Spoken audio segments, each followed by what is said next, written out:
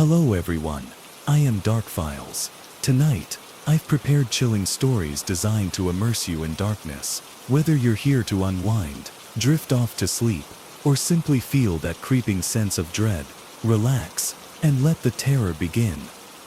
Moving into my first apartment should have been exciting. It was my senior year of college, and I was ready for a taste of independence away from crowded dorm rooms and noisy roommates. The place I'd chosen was old, a bit run down, but affordable, perfect for a student budget. Situated on the outskirts of campus, in an aging building known as Ridgewood Heights, it had a reputation for being eerily quiet. At the time, that felt like a blessing. The day I moved in, the landlord handed me the keys with a brief, almost apologetic smile. "Hope you sleep well here," he said cryptically before quickly disappearing down the hall. I barely gave it a second thought, dismissing it as an awkward joke, but in hindsight, his tone should have warned me. My apartment was at the end of a dimly lit corridor on the 5th floor. The walls were faded beige, cracked and peeling in places, lit by flickering bulbs overhead. The moment I stepped through the doorway, an odd chill crept down my spine, shaking it off as nerves. I unpacked quickly, eager to settle in. That first night, exhaustion set in early. I crawled into bed, grateful for silence, after years of noisy dorm life. But my peace didn't last long. Around 2 a.m., I woke suddenly, disoriented. At first I couldn't figure out why. Then I heard it again, soft footsteps moving quietly above me. Annoyance flared up immediately. The landlord had assured me the apartment above mine was empty. Maybe someone was up there cleaning or checking maintenance. Still, the pacing seemed strange, uneven. I lay awake for nearly an hour, counting each creak and step, until finally it ceased. Sleep overtook me, restless and brief. Over the next few days, I tried ignoring the nighttime disturbances. Each night, however, the footsteps returned, always around 2 a.m., pacing slowly, methodically across the ceiling. Frustrated, I decided to ask the landlord about it. When I found him in his office downstairs, his face paled slightly at my mention of noises from upstairs. "That's impossible," he said quietly, shifting uncomfortably. "Nobody's been up there for months, but I hear someone every night." I insisted. He avoided eye contact, shrugged awkwardly, then muttered something about checking into it, before quickly excusing himself. Unease crept into my mind, but I pushed it aside, unwilling to move out just because of some strange noises. Yet that night, something changed. As usual, I woke at 2 a.m., but this time, there were no footsteps, just absolute silence. Strangely, the absence of sound felt even more unsettling. Then came a gentle tapping, soft yet unmistakably deliberate, directly above my bed. My pulse quickened as I stared upward, listening intently. Tap, tap, tap. It paused briefly before continuing again, as though whoever, or whatever, was upstairs knew exactly where I lay below. Heart pounding, I climbed out of bed and moved slowly toward the living room. The tapping followed me, shifting its location precisely with each step, mirroring my movement. I stopped abruptly, a chilling thought gripping my mind. Whatever was upstairs knew exactly where I was, tracking my every move. As panic set in, the tapping intensified, turning into harsh, urgent knocks that echoed sharply through the ceiling, causing dust to drift down onto my shoulders. Then, abruptly, silence fell again, heavy and oppressive. I stood frozen in the dim living room, staring upward, pulse racing violently. Seconds ticked by painfully slowly, until suddenly, the quiet shattered with a loud, unmistakable crash from upstairs, as though something heavy had fallen to the floor. Without thinking, driven by fear and a need for answers, I grabbed my keys and hurried into the dark hallway, determined to confront whoever was tormenting me. I reached the stairs leading upward, hesitating briefly as dread twisted sharply in my stomach. Every instinct screamed to turn back, but curiosity and desperation drove me forward. As I ascended the stairs toward the apartment above, each step creaking loudly beneath my feet, I could sense something waiting there, something patiently anticipating my arrival.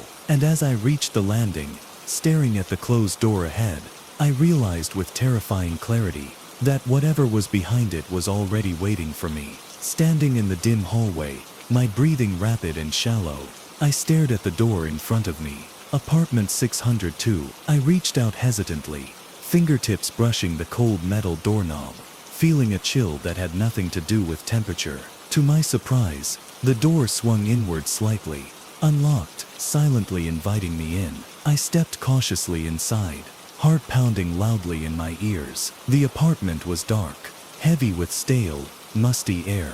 The faint glow of moonlight filtered through old stained curtains, casting distorted shadows across the empty walls and bare floorboards. It felt abandoned, untouched for months, yet something felt profoundly wrong. The air felt colder, thicker somehow. Every instinct screamed for me to leave immediately, but my feet refused to move. I stepped further inside, scanning the darkness, desperately searching for any explanation for the noises. As my eyes adjusted, I saw that the apartment was indeed empty. No furniture, no sign anyone had recently been inside. Yet the floor beneath my feet was covered in a thin layer of dust, undisturbed, except for a distinct set of footprints leading from the entrance deeper into the apartment. I followed them slowly, every step sending chills crawling up my spine. They led toward a narrow door at the end of the hallway, likely a bedroom. I approached carefully, pulse racing faster with every step, anxiety coiling tighter inside me. Reaching out, I pushed the door gently open, revealing another empty room bathed in pale moonlight. Confused yet relieved, I stepped inside, wondering how this empty space could have caused such relentless disturbance. Then, suddenly, the bedroom door slammed violently shut behind me, causing me to whirl around sharply in panic. My pulse thundered painfully, breathing becoming shallow and ragged. I rushed to the door, desperately twisting the knob, but it wouldn't budge, locked from the outside. Trapped. Panic surged sharply through me as I pounded frantically on the door, yelling for help. I froze abruptly when I heard it again, a soft, deliberate tapping, but this time it wasn't above me. It came from behind me, from inside the bedroom closet. My breath caught painfully in my chest, fear rooting me firmly in place.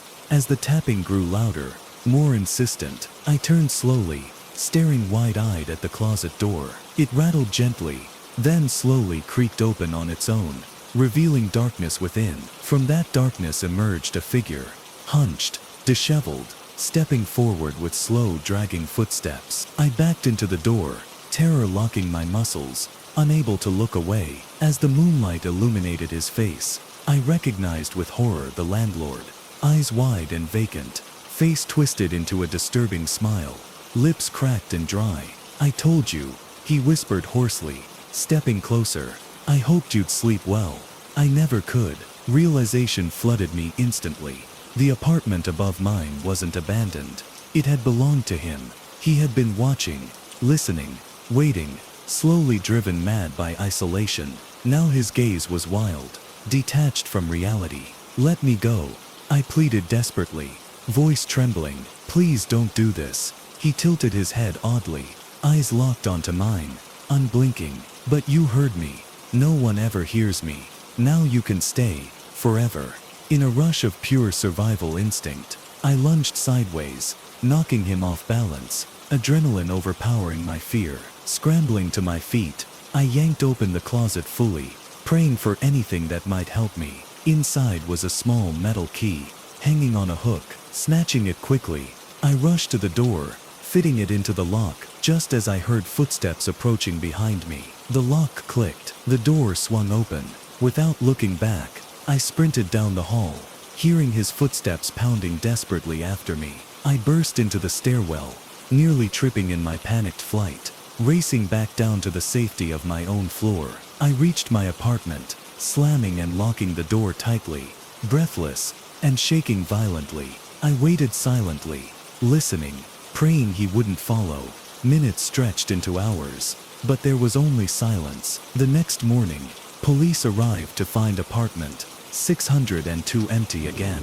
No landlord, no trace of the man who'd pursued me, only the lingering evidence of someone who had spent months secretly living there, hidden from the world. slowly losing himself to isolation. I moved out immediately, never returning to Ridgewood Heights. Yet, sometimes at night, even in the safety of my new home, I still wake suddenly, heart pounding, convinced I can hear footsteps pacing slowly above me. It was supposed to be a weekend getaway. Me, my brother Luke, and our two friends, Nate and Connor. A long weekend in Michigan's Upper Peninsula, deep in the national forest, away from the noise, the stress, just four guys, a cooler full of beer, and nothing but the wild. We set up camp miles from anyone. No cell service, no roads leading in, just a narrow trail we had to hike through the pines. It was perfect, until it wasn't. The first night, everything felt normal.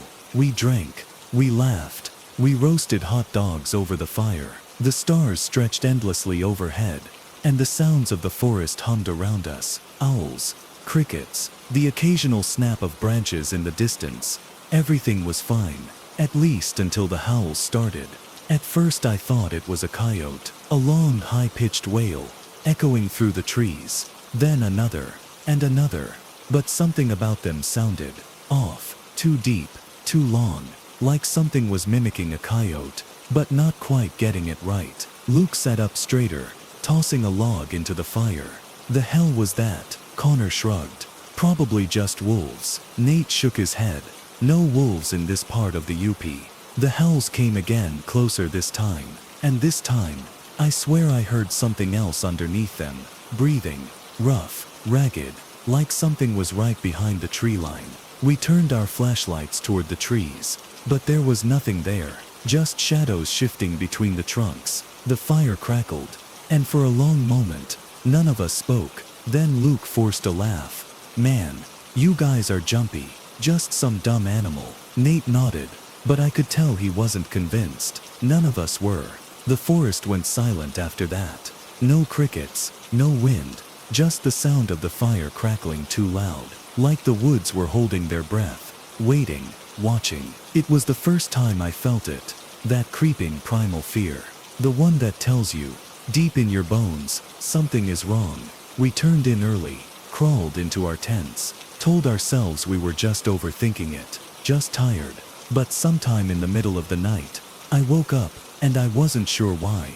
Then I heard it, a low, rumbling growl, so deep it vibrated through my chest, coming from just outside the tent. I reached for my flashlight with shaking hands, my breath frozen in my throat, and that's when I saw the shadow, tall, broad, not an animal, not a man, something in between, and it was waiting.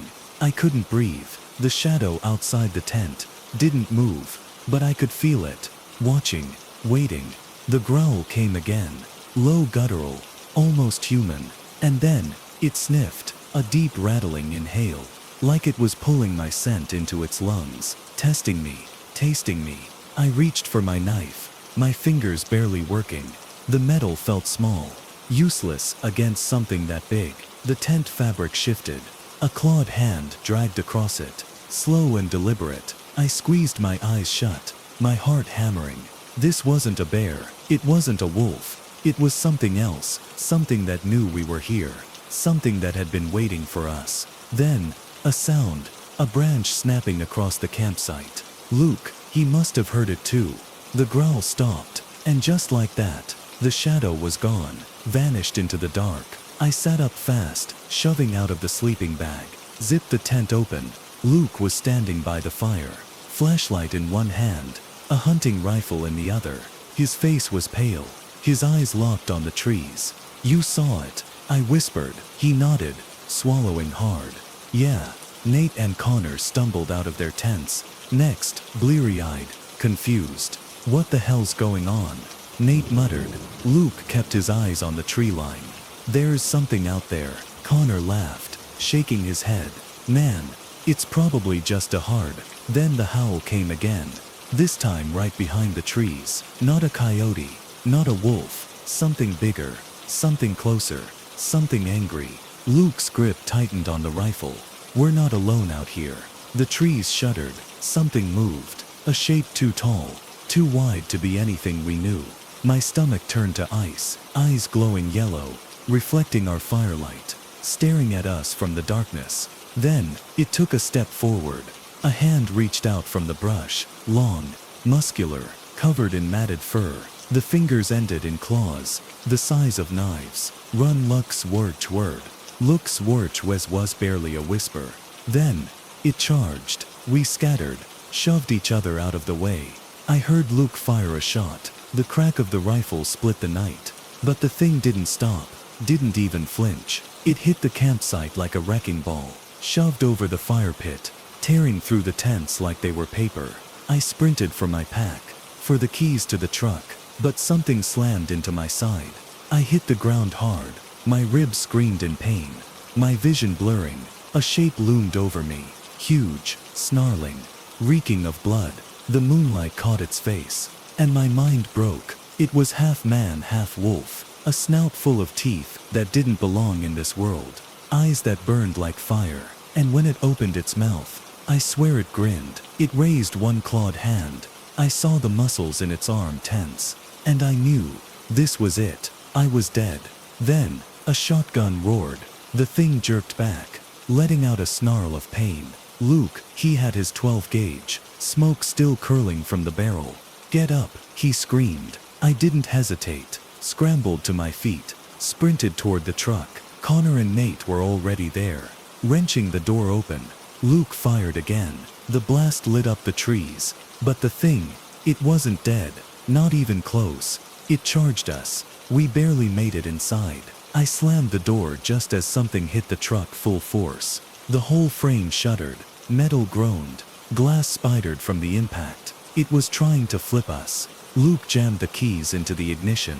The truck roared to life. He slammed it into reverse, tires skidding in the dirt. Then, we hit something hard. I turned just in time to see the thing roll off the hood. Its claws raked the metal, peeling it open like tin foil. Then, it stood up, and its eyes locked on mine. We weren't getting away that easy. I don't remember when panic overtook me, only that in the darkness of that cursed night, every instinct screamed to run. We'd been huddled in our camp for hours, after that first unexplainable howl, trying to convince ourselves it was nothing more than local legends come to life. But as the night deepened, the creature's presence grew undeniable. Now, with the heavy scent of pine and damp earth around us, my heart pounded like a war drum in my ears. Luke, Nate, Connor and I had retreated to our pickup truck after our frantic scramble from the campsite. Our faces were streaked with sweat and dirt, and my leg throbbed from a deep gash I'd sustained when a broken branch slashed my calf. Every one of us bore injuries, minor in some cases, and more serious in others. But we were all determined to escape. We drove as fast as we could down the narrow, twisting forest road, the headlights barely piercing the inky blackness beyond the tree line. In the rearview mirror, I kept glancing at the dark shapes of trees, and the occasional flash of movement, as if the creature, this dogman that had stalked us through the pines, was still following. I could almost hear its ragged breathing mingling with the rush of the wind. For a moment, the engine sputtered, and the headlights flickered. I gripped the steering wheel tight, and cursed under my breath. But we pushed on. The road, which had seemed to vanish into a void just hours before, slowly reappeared as we neared the main highway. Our relief was palpable, but it was quickly replaced by a dread that we weren't really safe yet. Suddenly, in the distance, I saw a pair of amber eyes reflecting in the glow of a street lamp. The truck jerked as I slammed on the brakes. I could see the silhouette of a massive hulking figure standing in the middle of the road, its fur matted and glistening with dew, its snout low and menacing. In that split second, I recalled the whispered legends of Dogman, a creature part man, part wolf, and the stories of people being hunted by it in the deepest parts of the forest. The creature let out a guttural, bone-chilling howl that sent shivers through my spine. Without a second to lose, I roared the truck forward. The creature charged, scattering branches and leaves, as if it were a living storm of rage. I could hear Luke's voice over the roar of the engine, urging us on. "Don't stop now. Get to the highway," he shouted. The truck's tires kicked up gravel. As we careened down the road, behind us, I could see the beast leaping from the roadside, its powerful limbs propelling it with unnerving speed. In that moment, I realized our escape depended on outpacing not only the darkness, but the creature itself. Every second counted. As we sped on, a large branch slammed against the truck's side, and the impact sent a shudder through the vehicle. My heart hammered. I cursed under my breath while trying to control the steering. Nate's arm was pressed against his face in pain, and Connor was gripping the dashboard, eyes wide with terror. Even Luke, usually the most composed among us, looked pale and shaken. I glanced in the rearview mirror once more. The creature was still visible, a dark hulking shape darting among the trees, its eyes locked on our vehicle, as if it were following us relentlessly.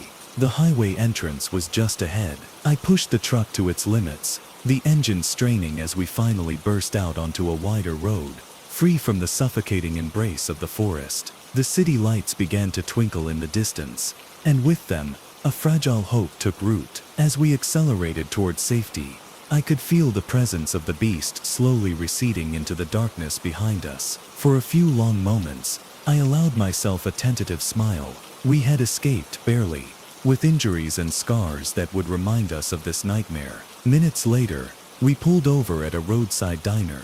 The neon sign flickered weakly. As we piled out of the truck, I slumped against the hood, gasping for breath, while Luke checked on Nate's injured arm, and Connor muttered something about never returning to the woods. I stepped inside the diner, every nerve still alight with adrenaline. The waitress, a kind-eyed woman with a worried expression, took our orders without a word. As I sat there, nursing a cup of coffee that did little to steady my trembling hands, I couldn't shake the image of those amber eyes in the dark, or the beast's low, enraged howl.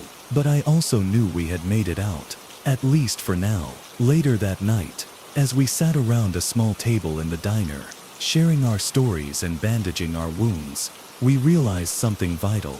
We had survived. We had escaped a horror that many only ever whispered about in frightened tones. And while our bodies were battered, and our minds scarred by the terror we'd experienced, we were together, alive and free. I left the diner that night with a sense of cautious optimism. I knew that the forest, the legends of Dogman, and the darkness in the pines would always haunt my memories. But I also knew that no matter how relentless the horror, there was always a way out. We had fought back, and we had won. The road ahead was uncertain, and the wounds would take time to heal, both physical and psychological. But as I drove away under the early morning light, I realized that I had finally reclaimed control over my life. The terror had not defined me.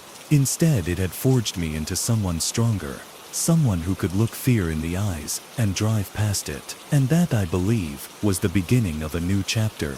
A chapter where we learned that even in the darkest of nights, hope could still guide us home. I was desperate for a reliable car. As a grad student juggling classes and 2 part-time jobs, I couldn't afford constant breakdowns or expensive repairs anymore. So when I stumbled upon a listing online for a 2012 sedan at an unbelievable price, I immediately messaged the seller. It seemed almost too good to be true, but desperation clouded my judgment. The seller responded quickly, arranging to meet me later that evening, in a remote parking lot near the edge of town. The place felt off, poorly lit, surrounded by empty warehouses and rusty fencing, but the car sat waiting beneath a flickering street lamp, its silver paint glowing softly under the dim light. Beside it stood a man in a worn baseball cap, leaning casually against the hood, watching me approach. "You must be Dylan," he said smoothly, flashing a disarming smile. "Name's Rick." I nodded, shaking his offered hand cautiously. Despite his friendly demeanor, something in Rick's eyes made my skin crawl, cold and calculating, as if sizing me up. Still, the car looked good.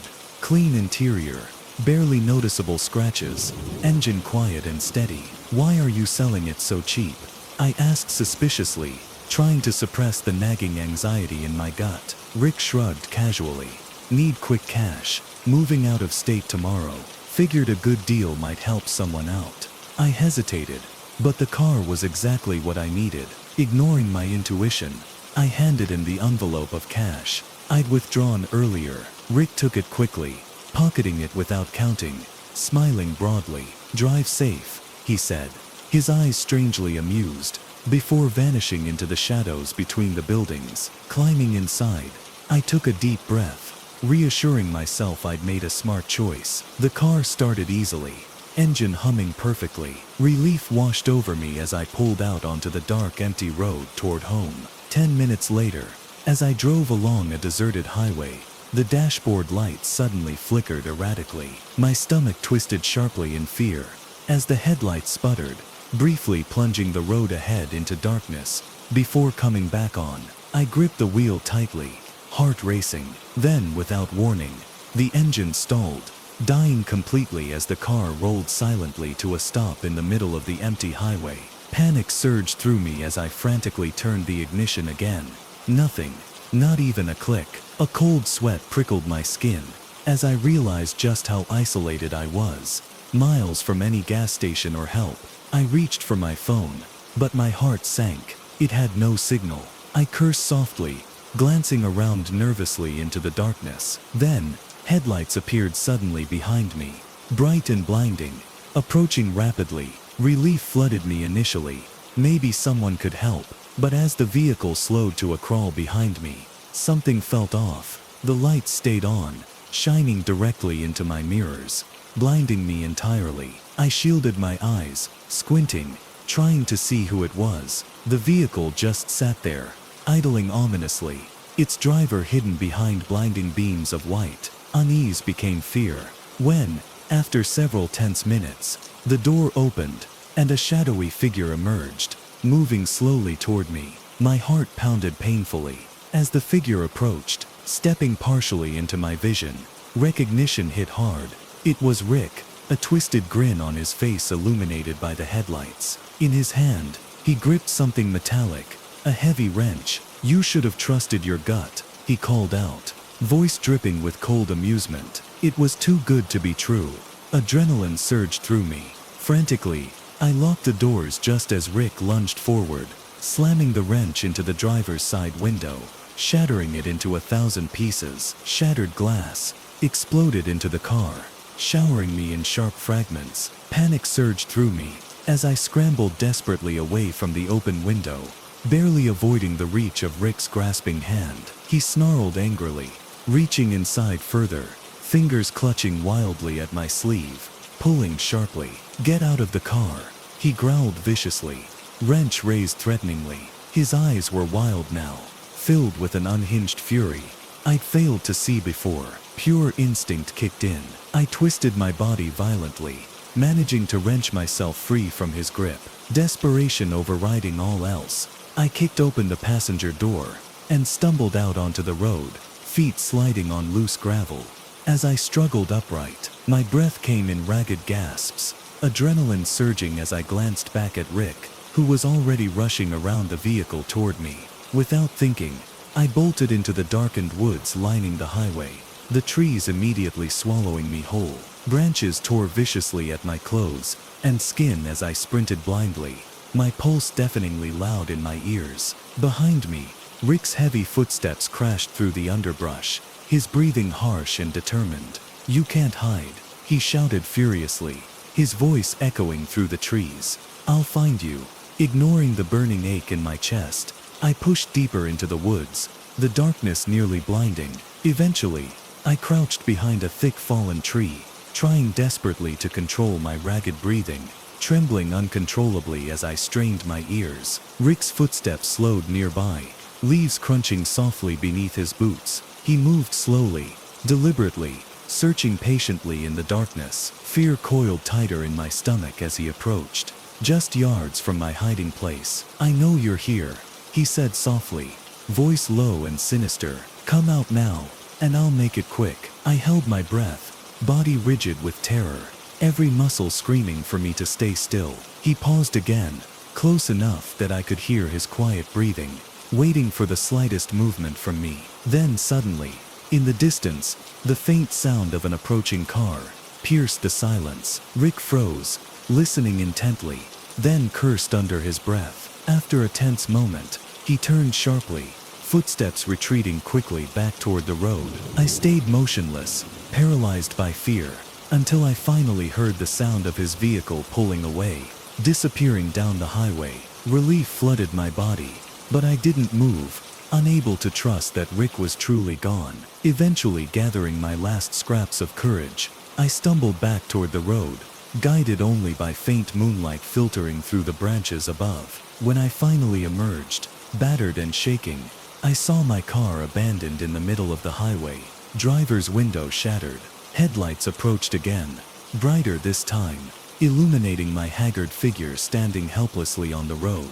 A truck slowed to a stop, its driver jumping out with genuine concern etched across his face. "Are you all right?" he asked urgently, reaching out to steady me. Words tumbled from my mouth incoherently, a frantic explanation of betrayal and violence. He quickly ushered me into his truck, calling the police from his phone. Hours later, safely at the police station, I learned Rick had been running this twisted scam for months, selling cheap cars, sabotaging them remotely, then robbing and attacking the unsuspecting buyers stranded on dark highways. Several victims had disappeared entirely, never to be found. I had escaped by mere luck. Rick vanished, slipping through authorities' fingers like a ghost, leaving behind only terror and unanswered questions. Now, years later, I still hesitate before driving alone at night, heart quickening at any hint of car trouble. Sometimes, parked in empty lots beneath flickering streetlights, I swear I can still see Rick's cold eyes staring back at me, smiling darkly, waiting patiently for another chance to finish what he started. The summer before I went off to college, my best friend Jake and I decided we wanted one last adventure together. We chose something we'd always talked about, camping deep in the Appalachian wilderness. It was mid-August, the days were still warm, but the nights had begun carrying a chill. That promised autumn was just around the corner. We planned meticulously, excited to explore rugged trails far from civilization, believing naively that we were prepared for anything. After parking our car at a secluded trailhead, we hiked for hours through dense forests, climbing steep ridges, and crossing narrow streams, determined to find the perfect isolated spot. Eventually we settled on a clearing, nestled at the foot of a mountain, beside a gently flowing creek. It seemed perfect, remote enough for real solitude, beautiful enough to make our last trip memorable.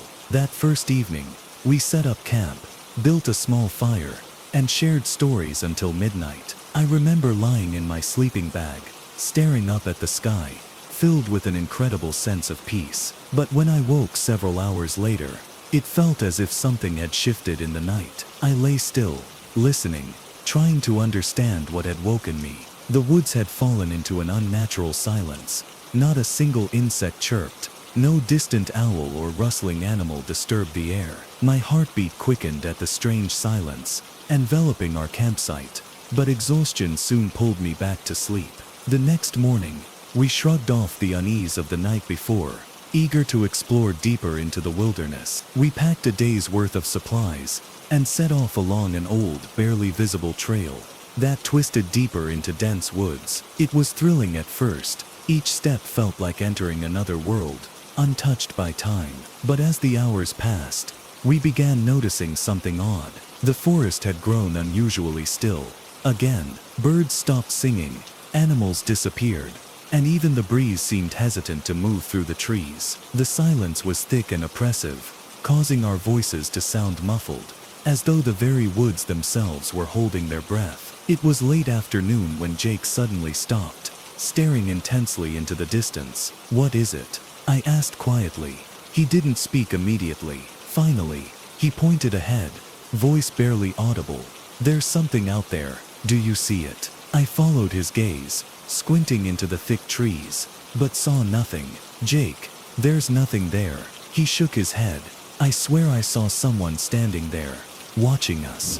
A cold shiver crawled up my spine. "Maybe it's another hiker," I offered, desperately wanting to believe that. He shook his head slowly. "No, something about it felt wrong."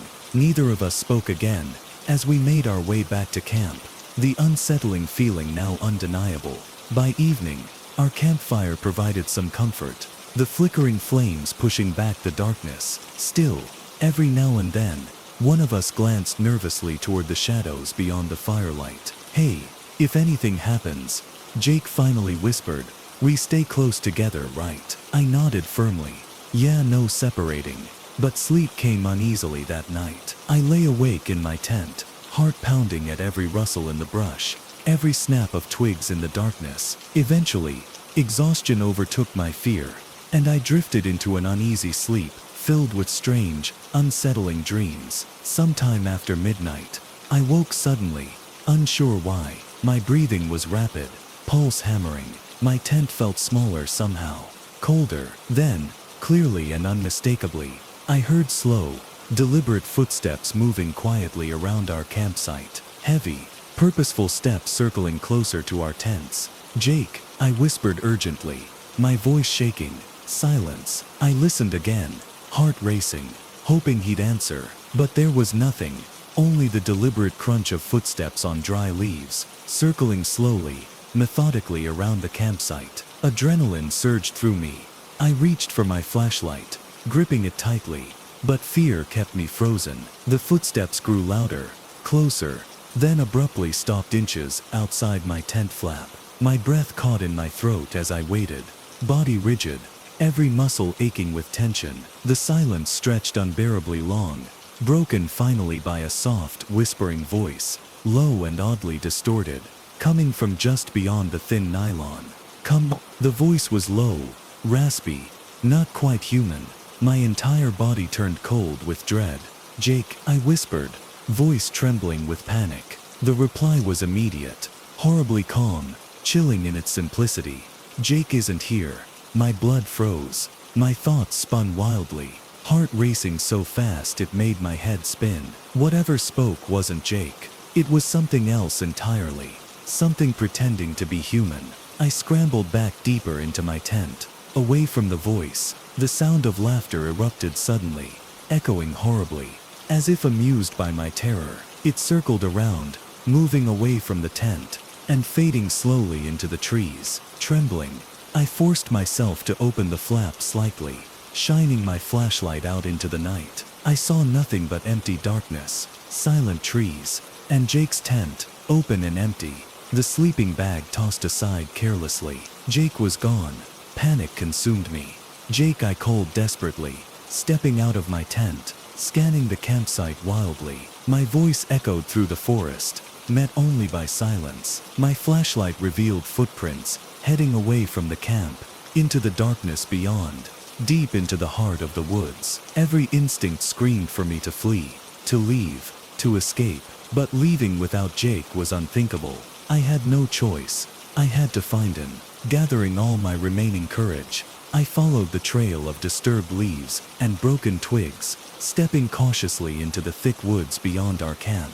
Each step carried me deeper into darkness, the shadows growing heavier with every passing moment. The deeper I went, the colder it felt, as if I was walking into a place untouched by warmth or light. Suddenly, a faint voice echoed through the trees ahead, whispering quietly, almost pleadingly, "Help me." My heart jumped. "Jake," I called cautiously, hope mixing with fear.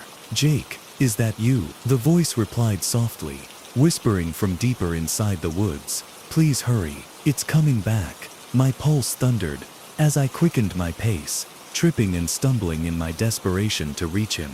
The whispering led me toward an ancient gnarled tree, its branches twisted grotesquely, silhouetted sharply against the moonlit sky. Jake sat slumped against the base of the tree, barely visible in the darkness. "Jake," relief flooded through me as I rushed forward, reaching out to help him. But just as my fingers touched his shoulder, he turned sharply, his face contorted horribly, eyes rolled completely back, mouth twisted in a silent scream. He lurched toward me, grabbing my arm tightly, his grip painfully strong. "You shouldn't have followed," he rasped harshly, his voice hollow and distorted.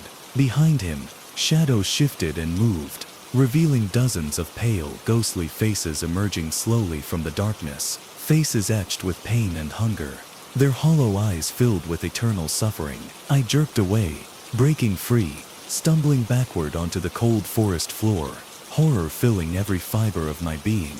Jake, or whatever now wore his face, stood motionless, staring blankly into my eyes. Behind him, the spectral figures advanced silently, eyes glistening in the dim moonlight, With a surge of primal terror, I tore myself free and turned, fleeing blindly back toward camp, pursued by the echoing sound of Jake's voice, screaming into the darkness, "You'll never leave, we're all trapped here." I sprinted wildly back through the dark woods, branches slashing across my face, roots tripping my feet, lungs aching as terror drove me forward. Jake's agonized scream still echoed behind me, mingling horribly with the soft, sinister whispers now filling the forest. I refused to look back, certain I'd see those ghostly faces emerging from the shadows, reaching for me with desperate, grasping hands. Breaking through the tree line, I stumbled onto our campsite, nearly collapsing beside our tents. My heart pounded painfully, my chest burning from exhaustion, as I scanned frantically for any hope of escape. Dawn was fully breaking now, casting soft golden light across the scene, deceptively peaceful in stark contrast to the nightmare I had just experienced. Without thinking, driven by instinct and fear, I grabbed the nearest canoe and dragged it into the shallow water, scrambling aboard as quickly as my trembling limbs allowed. Behind me, the whispers grew louder, rising in intensity, echoing through the trees and resonating off the riverbank. I paddled furiously downstream, my arms burning from the frantic exertion. I risked one final glance toward our campsite, as I drifted rapidly away, heart-wrenching painfully at the sight of Jake's empty tent, the abandoned gear, memories of our friendship and adventure scattered carelessly on the shore. Guilt clawed painfully at my chest for leaving him behind, but the twisted face and haunted voice that emerged from the woods wasn't Jake anymore. Whatever it was, it had already claimed him, just like the others trapped within those shadowy trees. I paddled relentlessly downstream, each stroke putting more distance between myself and the forest's lingering darkness. Soon the laughter and whispers faded, replaced by the gentle lapping of water against the canoe and the comforting chirping of birds waking with the rising sun. I allowed myself the tiniest shred of relief as the forest faded behind me, hoping I had escaped, hoping I had left that horror behind. Hours passed in a blur of exhaustion and fear, until finally, in the late morning sun, I reached the safety of the landing, where we'd parked our car 2 days earlier. Collapsing onto the shore, I gasped, weeping uncontrollably in relief and sorrow, body shaking with uncontrollable tremors. Eventually, I found help at a nearby ranger station. The authorities searched the woods thoroughly, but neither Jake nor any trace of the strange figures I'd seen were ever found. The police questioned me repeatedly, skeptical at first, then eventually convinced I had witnessed something unexplainable, something deeply unsettling. They eventually gave up the search, ruling Jake's disappearance a tragic accident. I tried to move forward, but the memory of that night refused to let go. Sleep became impossible, haunted by Jake's empty, pleading eyes, by the echoes of laughter, and the ghostly faces I had glimpsed in the darkness. I knew deep down, I'd never truly escape what had happened out there. Months later, still sleepless and tormented, I stumbled upon a small, dusty bookstore in a quiet town, near the Appalachians. Driven by a desperate need for answers, I combed through local histories, legends, and forgotten folklore, searching relentlessly for some explanation of what I'd seen. It was there, buried in old pages faded by time, that I found my answer. The legend spoke of a forgotten settlement deep in those woods, one that vanished mysteriously centuries ago, its residents disappearing without a trace. Locals whispered rumors that something ancient had awoken there, angry at intrusion, that the souls lost to it remained trapped, forced forever to wander the forest, calling out to those who ventured too close. The last page described sightings from travelers, spectral figures whispering in the night, missing hikers never found, and voices that mimic friends or loved ones, luring travelers deeper into the forest, never to return. My heart sank as I read the final lines of the old manuscript. Beware the whispers of the lost. They never sleep, never rest, and once they speak your name, you are theirs forever. Even now, I hear those whispers in my dreams, Jake's voice twisted and distorted, beckoning me back to the shadows. I know someday, I'll return to that forest. It's inevitable, written in the haunting dreams that plague me each night. But until then, I resist, holding tightly to sanity, fighting desperately to stay awake, afraid that if sleep finally takes me, I'll awaken there once more, trapped forever with Jake, whispering endlessly among the trees. And perhaps in those shadows, something waits patiently for my return, smiling in the darkness, whispering softly into the night, knowing it's only a matter of time before I finally answer. I never imagined I'd dread staying at my grandparents' old cabin, a place I'd cherished since childhood. It sat on a secluded patch of land, deep within the forests of northern Michigan, miles from the nearest town. Growing up, my brother Alex and I spent countless summers there, swimming in the small lake, wandering forest trails, and listening to our grandfather's stories by firelight. The woods had always felt safe, comforting, like home. But that changed the summer after my 21st birthday. My parents had moved out of state, leaving the cabin largely unused. They asked if I could check on it occasionally, ensuring everything stayed in order. Feeling nostalgic, I agreed, deciding to spend a weekend alone, expecting peace and quiet. I arrived on a Friday afternoon, in late July, the forest heavy and green beneath a hazy, humid sky. Birds sang softly, sunlight filtering gently through tall pines. Everything exactly as I'd remembered. Yet somehow, standing on that familiar wooden porch, looking out into those dense trees, I felt oddly uneasy, as if something was different. Shaking off the feeling, I unlocked the door and stepped inside. The cabin was exactly as I'd remembered. Rustic furniture, walls decorated with old family photos, and the faint scent of cedar lingering in the air. As daylight faded, I settled into the living room, sinking onto the old couch and letting memories flood back. By the time darkness fell, I'd regained some sense of peace. That changed around midnight, when my phone vibrated on the table, jolting me awake. I hadn't realized I'd drifted off. The screen lit up with an unknown caller, but before I could answer, the call ended abruptly. Groggily, I dismissed it as a wrong number, turned off the phone, and tried to get back to sleep. But sleep wouldn't come easily again. I lay awake, listening to the silence. As the minutes passed, a strange feeling of vulnerability began to creep over me. The forest outside was unnaturally quiet. Not even the usual chorus of insects or rustling of nocturnal animals broke the stillness. An anxious tightness settled into my chest, an unfamiliar sensation in a place I'd once known so well. Then, from somewhere outside, came the unmistakable sound of footsteps crunching on dry leaves. My eyes widened instantly, and my breath caught in my throat. I sat up, alert, trying to rationalize the noise. Maybe a deer, maybe a raccoon. But the footsteps moved deliberately, rhythmically, circling slowly around the cabin. I strained to hear more clearly, every muscle tense. The steps paused briefly at the window, just beyond my bedroom wall. My pulse quickened, panic creeping through my veins. With trembling fingers, I reached for my phone again, turning it back on. The screen illuminated briefly, then dimmed. No signal, of course. The cabin had always had spotty service. The footsteps resumed, now slower, heavier, like someone carefully inspecting each window. My heart pounded painfully as I quietly moved toward the bedroom window, pulling aside the curtain just enough to peer outside. In the dim moonlight stood a shadowy figure, tall and slender, standing motionless just feet from the glass. My stomach twisted sharply with dread.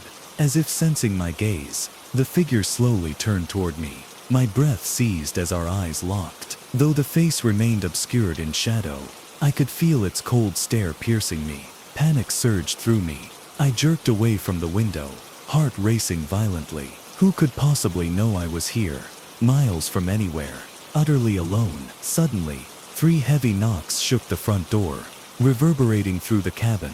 I froze in place, breath coming in sharp, terrified gasps. The knocking repeated again, louder this time, insistent. "Hello?" A voice called from outside, calm but slightly strained, carrying clearly through the walls. "Please help. My car broke down on the road. I saw your cabin light." The voice sounded normal enough, but something about its calmness felt deeply wrong, forced even. Every instinct screamed to remain silent, to pretend the cabin was empty. But then came a softer plea, almost desperate. "Please, I'm hurt. Can you let me in?" A wave of guilt washed through me. Could I really ignore someone who might be genuinely injured? I approached the door cautiously, pressing my ear against the wood. "Who are you?" I finally managed, voice trembling. There was silence for a brief moment. Then a voice answered, calm again, oddly controlled now. "My name's Alex. I crashed my car nearby. I just need some help." But something felt deeply off. The voice seemed forced, rehearsed. Unease prickled the back of my neck, and something deep inside screamed a warning. "I'll call for help," I finally responded, trying to sound confident. "But I can't let you in." Silence hung thickly between us, heavy with tension. Finally the stranger spoke again, voice suddenly cold, eerily calm. "You don't have a phone signal out here, do you?" My stomach twisted sharply. Panic surged through me as I realized the implication. The stranger knew exactly how isolated I was. My heart hammered violently against my ribs as I stepped backward, scanning the room for anything that could serve as protection. "You're alone," the voice continued softly, almost amused. "No one's coming." Suddenly, the knob rattled sharply, violently twisting, shaking the door frame. Fear flooded every nerve in my body, and I bolted across the cabin, desperately searching for anything I could use to defend myself. Outside, footsteps hurried around to the back door, rattling that handle as well, then pounding angrily against windows. My panic surged as reality hit me fully. Whoever was out there knew exactly how isolated I was, had probably been watching, waiting for this moment. The banging suddenly ceased, replaced by an even more unsettling silence. Holding my breath, gripping an old fireplace poker tightly, I strained my ears, desperate to hear where the intruder had gone. Then came a gentle tapping, impossibly soft and slow, coming now from directly behind me. At the small kitchen window, my pulse quickened, ice-cold dread running down my spine as I slowly turned around. Standing just inches away, illuminated in pale moonlight, a face stared back at me through the glass, a face masked, distorted by shadows and moonlight, yet unmistakably watching me. I recoiled sharply, stumbling backward, terror clutching my heart painfully. The stranger's gloved hand pressed lightly against the window, palm flattened against the glass, as if daring me to move. "I'll find a way in," the muffled voice whispered gently through the thin barrier, dripping with calm menace. "It's only a matter of time." My pulse hammered violently in my ears, as the intruder's words echoed softly against the glass. "It's only a matter of time." My entire body went rigid, gripping the fireplace poker so tightly that my fingers ached. The figure stood at the window a moment longer, calmly waiting, as if savoring my panic. Then slowly, deliberately, he backed away into the shadows, vanishing silently from sight. The cabin felt suffocating, trapping me inside with nowhere to run. Desperation overtook my fear. I needed a plan, a way out, something. With shaking hands, I reached for my phone again, praying for a miracle. But the screen remained dead, useless. My mind raced through options, panic clawing at my thoughts. There was an old landline phone in the basement, installed decades earlier. It might still work. My breath quickened, chest tightening with fear, at the thought of descending into that dark, cramped space. But what other choice did I have? I crossed the cabin quickly, eyes locked on the narrow basement door. The air felt heavier. With each step, I yanked it open, peering anxiously down the shadowy stairwell. With every muscle tense, I flicked on the basement's dim bulb. A pale yellow glow illuminated dusty wooden steps that disappeared into darkness below. Each creaking step downward sent fresh waves of dread through me, my pulse thundering with each heartbeat. Reaching the basement floor, I scanned frantically, spotting the old rotary phone mounted to the far wall. Hope surged momentarily, urging me forward. But as my hand touched the receiver, my blood ran cold. The phone cord had been cut cleanly, hanging uselessly. Panic surged again, sharp and sickening. He'd already been inside. Suddenly, footsteps echoed softly overhead, crossing the wooden floorboards above. I froze, eyes wide with terror. The intruder had found his way in, and now I was trapped beneath him, cornered underground. Holding my breath, I desperately searched the basement for another exit. My gaze landed on a small cellar door in the far corner, half hidden behind stacked firewood. My heart leaped with fragile hope. As quietly as possible, I crossed the floor, carefully pushing the firewood aside and unlatching the rusted lock. The hinges groaned softly as the door swung open, revealing a narrow set of stone steps leading upward toward the backyard. I ascended cautiously, emerging silently into the cool night air, breathing deeply in relief. The surrounding woods were dark, foreboding, yet I knew they offered my only chance of escape. I sprinted toward the tree line, heart pounding wildly, adrenaline fueling my every movement. The safety of my car was just beyond those trees. I just needed to reach it. As I raced through the darkness, a sudden crack echoed sharply behind me. Footsteps, heavy and purposeful, closed the distance between us rapidly. My breath came in panicked gasps as branches whipped painfully at my skin. Behind me, the intruder's breathing grew louder, a low, sinister rasp filled with cold determination. Just as I glimpsed my car parked in the distant clearing, a powerful hand seized my shoulder, spinning me violently around. I cried out, swinging the fireplace poker blindly.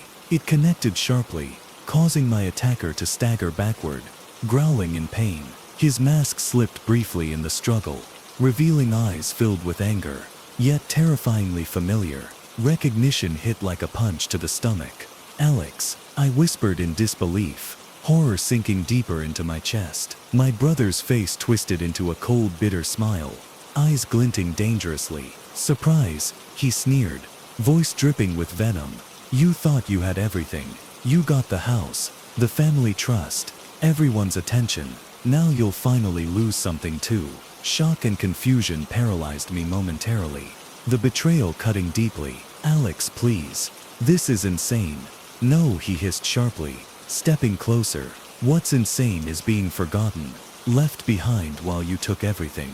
In desperation, I swung the poker again, knocking him backward. Alex stumbled, landing hard against the ground, momentarily dazed, with tears streaming down my face, heart heavy with grief and terror. I turned and ran desperately toward my car. Reaching it, I fumbled for the keys in my pocket, hands trembling violently. The engine roared to life, headlights piercing the darkness as I peeled away, leaving the cabin and the woods, and my brother far behind. Hours later, safely at a police station in town, I recounted the nightmare, every word bitterly painful. Authorities arrived at the cabin by dawn, but Alex was long gone, vanished into the wilderness without a trace. Days turned to weeks, then months, with no sign of him. I never returned to that cabin again. The scars left by Alex's betrayal ran deep, haunting my every waking moment. Even now, years later, I still hear footsteps in the night, see masked faces in shadows, and feel the dread of that terrible revelation. Sometimes, in the quiet dark, my phone still rings from unknown numbers, silent when I answer. Each call a chilling reminder that Alex is still out there, waiting patiently for another chance to finish what he started.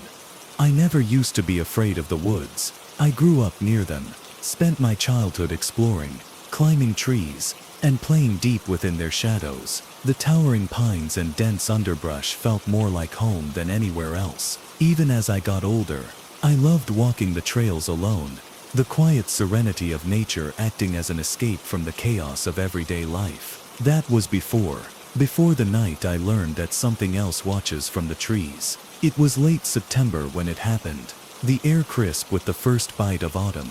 I had taken a trip up to my family's old cabin for a long weekend, a small, isolated place in the Appalachian foothills. My uncle had built it years ago, intending to use it for hunting, but it had mostly become a retreat for when we wanted to disconnect from the world. No cell service, no internet, just the woods, the cabin, and me. That first night was peaceful. I made a fire in the old stone hearth, cooked a simple dinner, and sat out on the porch, listening to the crickets and the occasional hoot of an owl. The night air was cool, and I wrapped myself in a thick blanket, watching the stars. Then, somewhere in the distance, I heard it, a whistle. It wasn't the wind, It wasn't a bird. It was deliberate, a slow, sharp whistle, echoing through the trees. I sat up, alert, scanning the darkened woods that stretched endlessly beyond the porch. The sound had come from the tree line, maybe 100 yards out, but I saw nothing, just black silhouettes of trees swaying in the wind. Another whistle, this time, closer. I felt my stomach twist. I had been coming to this cabin my entire life. I had spent nights alone in these woods before. Never once had I heard anything like that. I stood gripping the porch railing, my breath fogging in the cold air. "Hello," I called out, hating how small my voice sounded against the vast emptiness. Silence. I waited for a response. A laugh, a call back, anything, nothing. The crickets had stopped chirping. The air felt wrong now, thick and heavy. It was the kind of quiet that made my skin prickle, as if the woods themselves were holding their breath. I forced myself to shake it off. Probably some camper messing around, maybe a hunter calling to his dog. I grabbed my flashlight from inside, scanning the woods one last time before locking up for the night. But long after I had crawled into bed, I swore I could still hear it. A whistle, faint and distant, and getting closer. I woke up with a start. At first I didn't know what had woken me. My heart was hammering against my ribs, my body tense. I glanced at the clock on the wall, 3:12 a.m. Then I heard it. Tap, tap, tap. A soft, deliberate tapping on the window. The cabin only had a few windows, one in the kitchen and one in the small bedroom where I slept. The latter faced the woods. I held my breath, my entire body frozen. Tap, tap, tap. It was rhythmic, almost patient. I swallowed hard, my throat dry. It had to be an animal, a branch swaying in the wind, something logical. But deep down I knew better. The tapping didn't sound like a branch. It sounded like knuckles against glass. I forced myself to sit up, every nerve in my body screaming at me not to look. But I had to. Slowly I turned my head toward the window. There was nothing there, just the reflection of my own wide eyes staring back at me in the moonlight. I let out a shaky breath, feeling foolish. It was in my head. Then the tapping moved to the other side of the cabin. Tap, tap, tap. From the kitchen window this time. My stomach dropped. I threw off the blanket, my bare feet hitting the cold wooden floor. Every step I took toward the kitchen felt like I was walking through a nightmare. My flashlight was still by the door. I grabbed it, clicked it on, and aimed it at the window. The light bounced off the glass, illuminating the empty porch outside. But the woods beyond, the trees seemed too still, like something was hiding among them, watching. I backed away slowly, locking the front door, even though I knew that if someone or something was out there, a lock wouldn't stop it. Then from outside the cabin, I heard it again. A whistle, low, drawn out, almost melodic. I nearly dropped the flashlight. It was right outside the porch now. I didn't sleep for the rest of the night. And the worst part, as dawn broke and the morning light filtered through the trees, I finally felt safe enough to step outside and check. There beneath the kitchen window, in the soft dirt, were footprints, bare, and facing the window. I stood there staring at the footprints beneath the kitchen window, my stomach twisting into a tight knot. They weren't mine. They weren't boot prints. They weren't from any animal I recognized. They were bare footprints, and they led into the woods, not away. A sharp breeze rattled through the trees, making the branches creak like old bones. The sun had barely risen, its weak golden light doing little to warm the cold dread sinking into my chest. I swallowed hard. There had to be an explanation. Maybe a lost hiker. Maybe someone was messing with me. But deep down I knew better. The footprints weren't normal. They were long, too narrow. The toes pointed at a strange angle. The tracks sank deep into the damp soil, deeper than a normal person's would, as if whatever had stood here had unnatural weight. I followed them with my eyes, tracing their path as they wove between the trees, disappearing into the dense underbrush. The woods beyond my cabin had always been familiar to me. I'd hiked them since I was a kid, but standing here now, staring into those trees, they felt different. I couldn't shake the feeling that something was looking back at me. The sensible part of my brain told me to pack my things and get the hell out of there. But the other part, the part that had spent too many years telling itself that fear was just in my head, refused to be intimidated. So instead of leaving, I did the second stupidest thing imaginable. I grabbed my boots, threw on a jacket, and followed the footprints. The deeper I went into the woods, the quieter everything became. No birds, no rustling of squirrels or chipmunks, no wind, just my footsteps crunching against the cold earth. I followed the tracks for about 20 yards before they stopped. Abruptly, no sign of turning around, no fading into the undergrowth. They just ended, like whoever, or whatever, made them, had vanished. I stood there, my breath coming in short, visible puffs. Every nerve in my body screamed that I should go back to the cabin. But before I could take a step, I heard it, a whistle. Not behind me, not in the distance, but right in front of me. My heart slammed against my ribs as I spun around, my eyes darting through the trees. Nothing. Then a low croaking breath, right behind me. I turned, my pulse hammering, and there, half hidden between the trees, was a man, or at least, it looked like a man. He was tall, too tall. His arms hung awkwardly at his sides, too long for his body. His head was tilted at an unnatural angle, as if his neck had been snapped, and his face, his mouth stretched into a wide grin, lips cracked and dry, and his eyes were missing, just empty sockets, dark and hollow. Yet somehow, I knew he could still see me. I couldn't move, couldn't breathe. The thing twitched. Then, without opening his mouth, he whistled. My body finally remembered how to function. I ran. I don't know how I made it back to the cabin without tripping over my own feet. My lungs burned, my throat raw from panting. I slammed the door shut behind me, locking it, bolting it, dragging the old wooden dresser in front of it for good measure. Then I grabbed my bag. Screw this. I was leaving.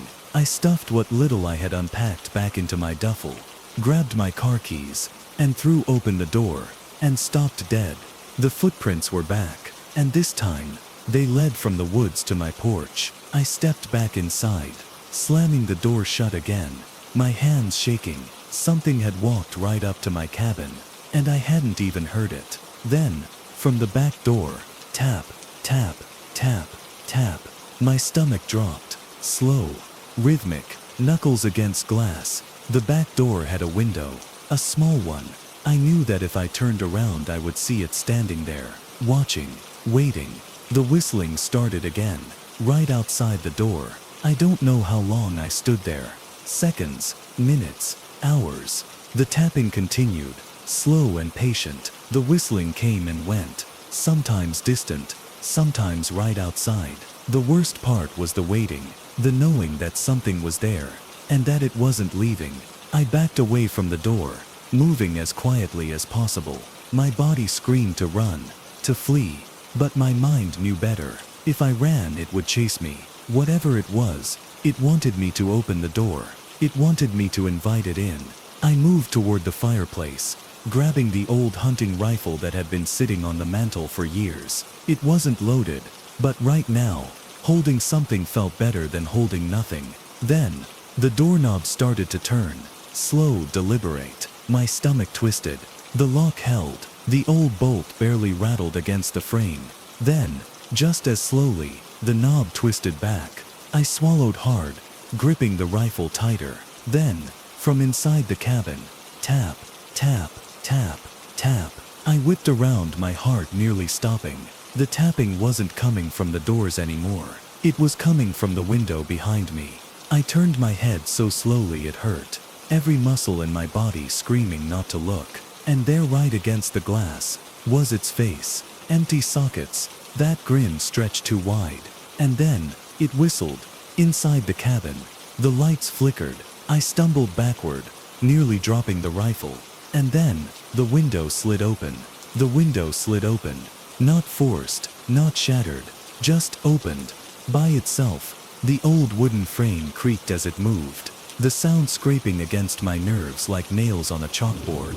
My breath came in sharp, shallow gasps as I watched. Frozen in place, the thing standing outside, if it was even standing at all, grinned wider. It didn't climb inside, didn't lunge, didn't move. It just watched, like it was waiting for me to do something. I couldn't move, couldn't blink. My mind screamed at me to run, but my body refused to obey. Every inch of me was locked in place, like prey caught in a predator's gaze. Then, it tilted its head, just slightly, like it was curious. The air in the cabin felt wrong, thick, heavy, like the very walls were pressing in. The light from the old fireplace flickered, casting warped shadows across the wooden floor. And then, it spoke, not in a whisper, not in a growl, in my own voice. "Why don't you let me in?" I choked on my breath. It hadn't opened its mouth. It hadn't moved its lips at all. But the words came clear as day, spoken in a tone identical to mine. I backed away. My heel hit the leg of the table, knocking over an old glass bottle. The sound shattered the silence, echoing through the cabin. And in that same instant, the thing moved, fast. A blur of black shot away from the window, vanishing into the trees. For a moment, all I could hear was the sound of my own heartbeat, thunderous in my ears. And then, the whistling started again. But this time it wasn't outside. It was behind me, inside the cabin. I spun around so fast, I nearly lost my footing. The firelight flickered, sending long, shifting shadows, dancing across the walls. The cabin was silent, the kind of silence that wasn't really empty, but waiting. I gripped the old hunting rifle tighter, my hands slick with sweat. I knew it wasn't loaded, but in that moment, it didn't matter. Holding something, anything, made me feel less helpless. I scanned the room. The door was still locked. The front window, closed. The back window, open. The whistling had stopped, but I knew it was still here, watching, waiting. I took a slow step forward, my breath coming in uneven shudders, and then I saw it. The footprints, inside the cabin. They led from the open window to the bedroom door, my bedroom door. The air stilled. Everything in me screamed, "Do not go in there." But I couldn't just stand here. I had to know. Slowly I reached out and pushed the bedroom door open. The room was pitch black. I fumbled for the light switch with one hand, the rifle clutched in the other. Click. The bulb flickered to life. At first I didn't see anything. The bed was still there, unmade from the night before. My duffel bag was half packed on the floor, where I'd left it. But then I saw it. The closet door. It was open, just a crack, and from that small sliver of darkness, two pale hands curled around the edge of the door, motionless, just resting there, like it was waiting for me to notice. A wave of nausea rolled through my stomach. My legs felt locked in place, too stiff to move. Then, slowly, the fingers curled inward, tapping, rhythmic against the wood, like it was mocking me. My throat closed up. I couldn't move, couldn't breathe. And then the door burst open. The thing lunged, not running, not crawling. It moved in a way that didn't make sense. One moment, it was behind the door. The next, it was inches from my face. I stumbled backward, barely keeping my grip on the rifle. The thing stood there, twitching, jerking in glitch-like movements. Its face a warped version of something that might have once been human. The grin stretched too wide, its cracked lips splitting at the corners. Its eyes, black hollow sockets, locked onto me. It tilted its head again. Then it mimicked me. My own voice, perfectly replicated, echoed through the room. "Why don't you let me in?" I ran, out of the bedroom, through the living room to the front door. I clawed at the locks, throwing them open as fast as my shaking hands would allow. Then I felt it behind me. Cold breath against my neck. Something brushed my shoulder. I threw the door open and ran into the night. The cold air hit my face like a slap. But I didn't stop running, not even to look back. I knew it was still behind me, knew it without hearing it, without seeing it. It was in that gut feeling, that unbearable sensation of something just out of sight, reaching, waiting for me to slow down. I sprinted into the woods. The trees loomed around me, their skeletal branches clawing at the sky. The only sounds were my own footsteps, crunching leaves, snapping twigs, until they weren't just mine anymore. Another set joined in, then another, and another. Too many, too close. Panic clawed at my chest, As I realized, they weren't just behind me. They were all around me, moving in the darkness, shifting through the trees like shadows stretching toward me. I pushed myself harder, lungs burning, legs screaming. My breath came in ragged gasps, misting in the freezing air. Then, the whistling, not from behind, not from the cabin, from ahead. I skidded to a stop. The woods should have been empty. I was miles from the nearest road, from any other cabins, from any people, but I wasn't alone.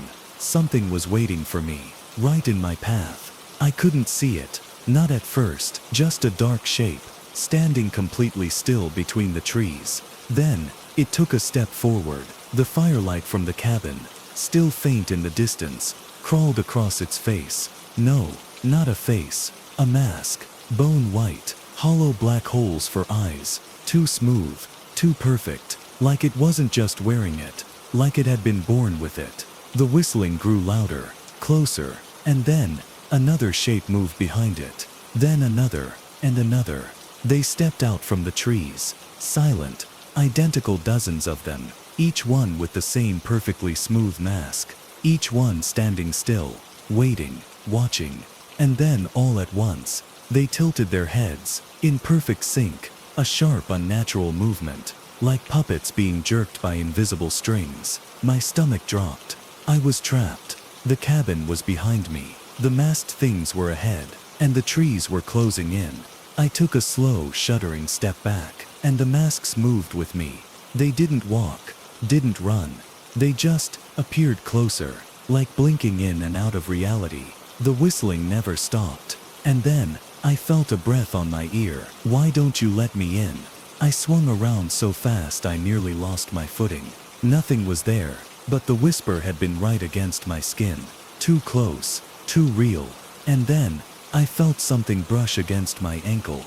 I looked down, a hand, pale, reaching up from the leaves, gripping my leg. Another one shot out of the dirt. Then another, and another. Hands, crawling up from the earth itself, grabbing at me, clawing at my skin. I kicked and thrashed, tearing myself free as I stumbled backward. And that's when I saw it. The tallest masked figure. It had moved. It was closer now, close enough for me to see that its mask wasn't a mask at all. It was changing, shifting, morphing into me, my own face, my own eyes, my own twisted, broken reflection. A shuddering breath escaped my lips. I was staring at myself, and then, it smiled. The skin peeled back too far, the lips splitting, the flesh curling at the edges, like it wasn't used to smiling, like it had been waiting to try. And then, it whispered, my own voice, "You shouldn't have come here." The trees shifted, the shadows moved, and then, the lights in the cabin went out. The darkness swallowed the cabin whole. The warm glow from the windows, gone. The safety of its walls, gone, like it had never even been there. And in its place, the whistling, soft at first, then growing louder, like the trees themselves were breathing it out. I took a slow, staggering step backward. The hands in the dirt twitched, fingers curling, reaching toward me like worms writhing in the cold. I looked back at the tallest masked figure.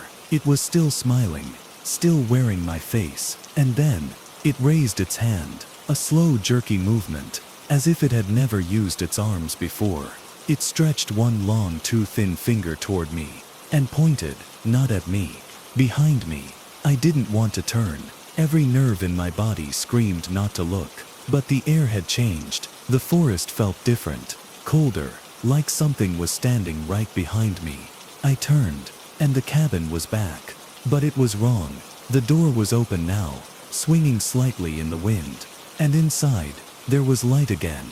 But not from lamps, not from the fireplace. It was flickering, pulsing, like a heartbeat made of flame. And then I saw it. Something was standing in the doorway. Not a shadow, not a person. Something else, tall, twisted, bent at impossible angles. Its head was tilted too far to the side, like its neck had been snapped in half. But it still refused to fall. I could only see its outline in the glow, but I felt it staring, felt it waiting. And then it stepped forward. Its foot landed on the porch, and it sounded wet, like something rotting. like something that had been dead for a long time. The masked figures didn't move. They just watched. I was trapped between two evils. And then, I heard it again. That whisper. Low, right against my ear. Why don't you let me in? I ran. I didn't know where I was running. I just ran. Through the trees. Away from the cabin that had disappeared. And reappeared. Away from the masked things that wore faces they shouldn't. The air was too cold now. The whistling never stopped. And then, the trees ended. I nearly tripped over my own feet, coming to a skidding stop, because in front of me, there was a door. Not a house, not a cabin, just a door, standing alone in the middle of the woods. Wooden, old, its frame rotting into the dirt, and carved into its surface, a single word, Alme. I staggered back. I didn't know what this was, but I knew it wasn't right. Then, I felt something brush against my arm. I turned. The tallest masked figure was standing beside me. Too close, closer than it had ever been before. The mask on its face shimmered, like it was still struggling to hold my face in place. And then, it reached for the door. It placed one long pale hand on the handle, and slowly, turned it. I took a step back. The door creaked open, and inside, there was no room, no walls, just darkness, endless, consuming, breathing. Something was inside it. Something was waiting. And then, the masked figure tilted its head. The face it wore smiled wider. And in my own voice, it whispered, "Welcome home." I didn't move, I couldn't. The masked figure stood by the open door, its two long fingers still resting on the handle. The face it wore, my face stretched into something that was almost a smile. But not quite. Too wide. Too wrong. The word home carved into the rotting wood of the door felt like it was burning itself into my skull. The darkness beyond it wasn't empty. I could feel it, the same way you can feel someone watching you in an unlit room, even when you know you're alone. But I wasn't alone. Something was waiting in there, and it wanted me to step inside. The masked figure crooked its head, my stolen face distorting further. Its voice, my voice, came again. "Welcome home." I took a step back. The whistling in the trees had stopped. The forest had stopped. No wind, no rustling leaves, just silence, like the entire world was holding its breath. My own breath came in shaky bursts. I turned my head slightly, looking around. The other masked figures stood at the edge of the clearing, perfectly still, their faces shifting subtly, as if they were waiting to see what I would do. They weren't coming closer, but they weren't leaving either. I swallowed hard, forcing my body to move. I took another step back, and the masked figure at the door moved too. It didn't walk. It shifted. 1 second, it was standing by the door. The next, it was standing in front of me. Too close, so close I could see the way the mask rippled, like it was trying to reshape itself again. This time it didn't smile. This time it whispered something else. "Go inside." My pulse roared in my ears. I shook my head. "Go inside," it said again. This time the other masked figures echoed it. "Go inside, go inside, go inside." Their voices layered on top of each other, until it wasn't my voice anymore. It was something else, something ancient, something hungry. I turned to run, but the masked figure's hand shot out, fingers wrapping around my wrist. I screamed. Its grip was ice cold, too strong, too wrong. The moment its skin touched mine, something poured into me. A feeling, a memory that wasn't mine. A house, a family, faces smiling at me. A warm golden light spilling from the windows. I knew this place. I had never seen it before, but I knew it. It was home. It was my home. But it wasn't real. It couldn't be. I squeezed my eyes shut. The masked figure pulled. Not just on my arm, on me, on my mind. And for one horrifying second, I felt myself slipping, like my body was here, but I was somewhere else. I gritted my teeth, wrenched my arm free, and ran. The moment I tore away, the whispering stopped. The air turned heavy, like the world had just taken a deep, deep breath. I didn't look back. I didn't stop. I ran, and the world changed. The trees blurred. The sky rippled, the ground twisted, and then, The forest was gone. I was somewhere else, and the door was still in front of me. Only this time, it was open. I stepped back, but my body felt like it had turned to stone. My breath caught in my throat, the air around me too cold, too thick, like it was pressing against my skin. The masked figure stood there, its fingers still resting on the doorknob, its too wide smile carved into my own face. The door gaped open before me, leading into nothingness. No walls, no floor, just a vast, swallowing blackness. Something moved inside, not a shift, not a shadow, something huge. It didn't make a sound, not at first, but I felt it. A deep, slow breath, pulling the air toward it, like the whole forest was being drawn into the dark. I stumbled back, nearly tripping over my own feet. "No," I whispered. The masked figure turned its head, as if considering me. Then it stepped forward, still holding the door open. It didn't speak. It didn't have to. I knew what it wanted. It wanted me to go inside. The other masked figures emerged from the trees, stepping into the clearing, surrounding me in a silent, expectant circle, each of them wearing a face, a human face, and all of them watching me. The whistling in the trees had stopped. The whole forest had stopped. Not a single sound, not even the wind, only the door, only the breathing. I turned, ready to run, and slammed into something tall, something wrong. The tallest masked figure, its fingers wrapped around my wrist, cold, thin, and then, it pulled. I thrashed against its grip, but it was too strong. My shoes dug into the dirt, but the ground beneath me felt like it was tilting forward, like the forest itself was leaning toward the door. "No," I gasped, yanking my arm. "Let me go." The masked figure didn't react. It just pulled me closer, and closer. The others stood still, unmoving, watching, waiting. The doorway was only feet away now. The dark beyond it felt alive, thick like ink, shifting as I was dragged toward it. A part of me knew, if I went inside, I wouldn't come back out. I would be gone, swallowed whole. "Stop," I screamed. The masked figure tilted its head. Then, it let go. I fell backward, hitting the ground hard, my vision blurred, my head spinning. And then, the masked figure stepped forward, and walked into the door. It didn't hesitate. It didn't pause. It just went in. The darkness swallowed it whole. A second later, the door slammed shut. The impact shook the trees, sending a blast of cold air rushing through the clearing.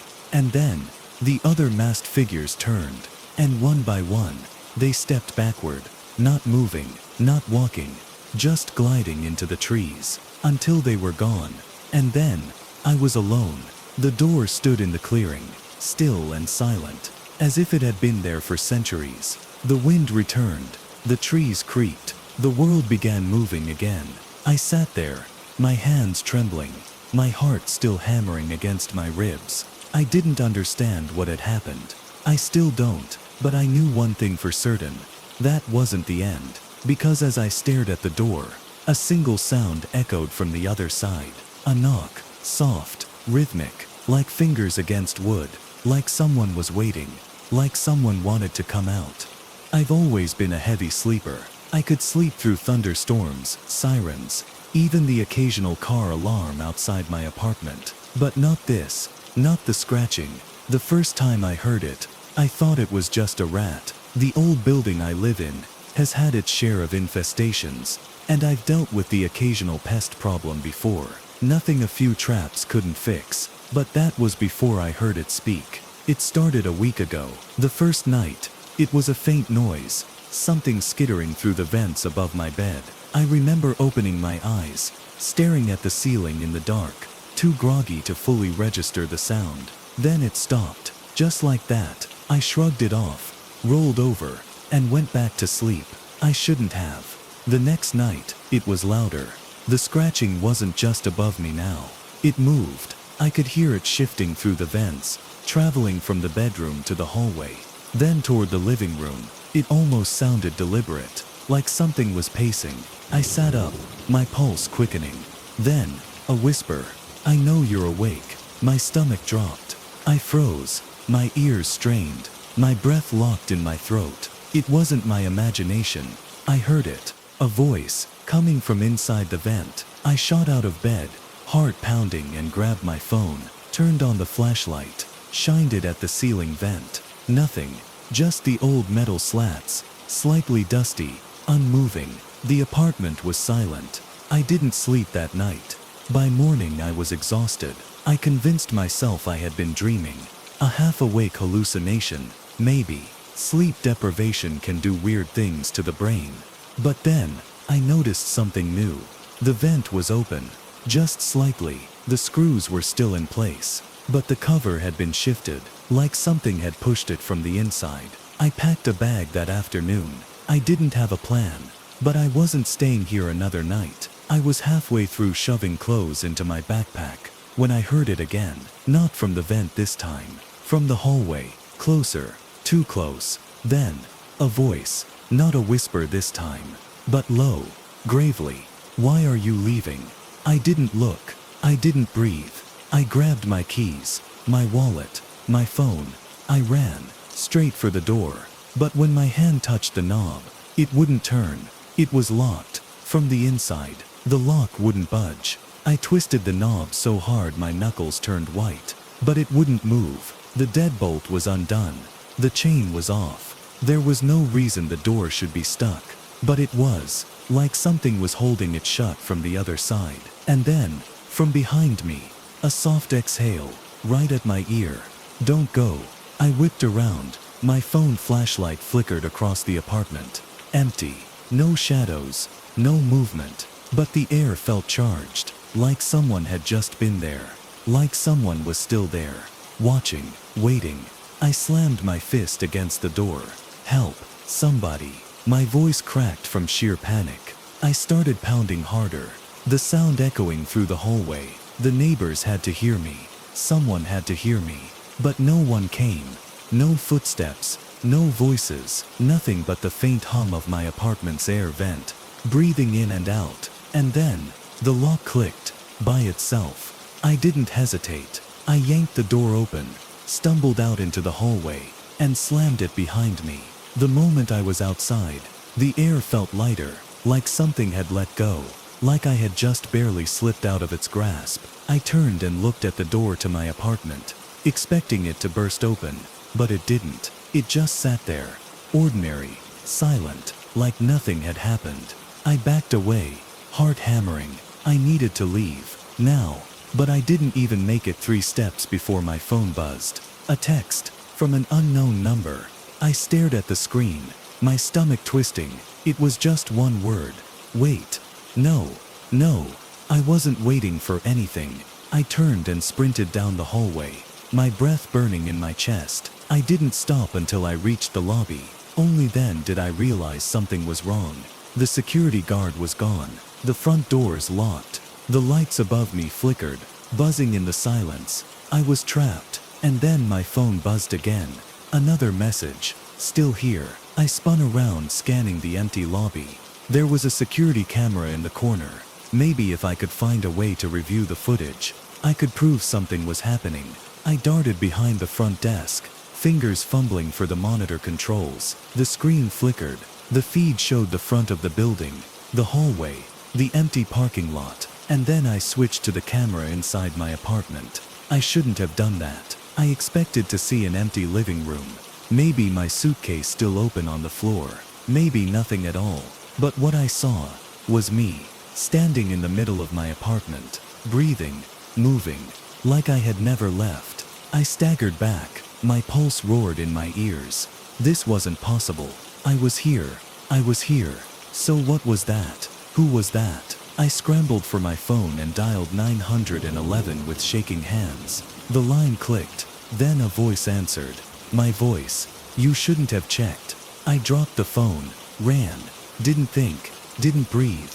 I sprinted to the emergency exit and threw myself against the door. It burst open, and I was outside.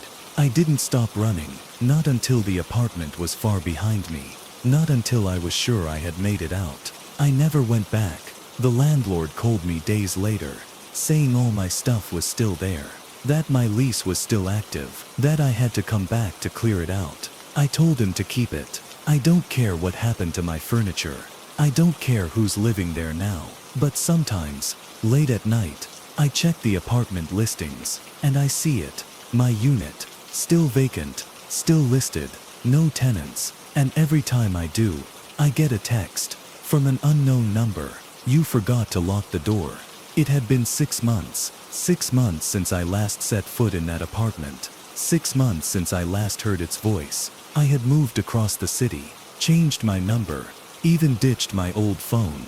I made sure to never look back, and for a while it worked. The text stopped. The nightmares faded. Life almost felt normal again. Until last night, I was at a coffee shop, scrolling mindlessly through my phone, when I saw it, a notification, a new listing on a rental site. The notification, a new listing on a rental site. My stomach twisted as I clicked it. It was my old apartment, the same photos, the same layout. The description was short, available, immediately, do not inquire after midnight. My breath caught in my throat. I stared at the screen, heart hammering. For a moment I debated closing it. But then, my phone buzzed. A text, from an unknown number. I didn't want to read it. I knew what it would say, but my hands moved on their own. I opened the message. 4 words. You left the door open. I deleted the text, turned off my phone, and walked away. I don't know who or what was in that apartment. I don't know if it's still waiting for me, and I don't want to find out. I made one mistake before. I checked. This time I won't. I always thought I was careful. I locked my doors every night, checked the windows before bed, made sure the security system was armed. But none of that mattered, because he was already inside. It started with the noises, faint at first, a soft shuffling sound. I told myself it was just the house settling, that old cliché. But as the days passed, the noises got closer. Then I noticed things moving. Nothing huge, just small, barely noticeable things. The bathroom cabinet, left an inch open when I knew I'd shut it. A water bottle missing from the fridge, only to reappear a day later. I convinced myself I was just being forgetful. I should have known better. The breaking point came last night. I woke up to a sound, a slow creak, coming from inside the walls. I lay in bed, heart hammering, trying to tell myself it was a pipe expanding. But then, a whisper, not loud, not even clear, but I heard it. A breath, a word, something spoken too softly to understand. And it was right there, inside my house. I bolted upright, every nerve in my body screaming. The room was pitch black. The sound was gone. I grabbed my phone, turned on the flashlight, and scanned the room. Nothing. But when I swung the light toward the vent near the ceiling, it wasn't closed all the way. The metal slats were slightly shifted, and in the gap, I saw an eye. I couldn't breathe. I froze. The eye didn't blink. It just stared.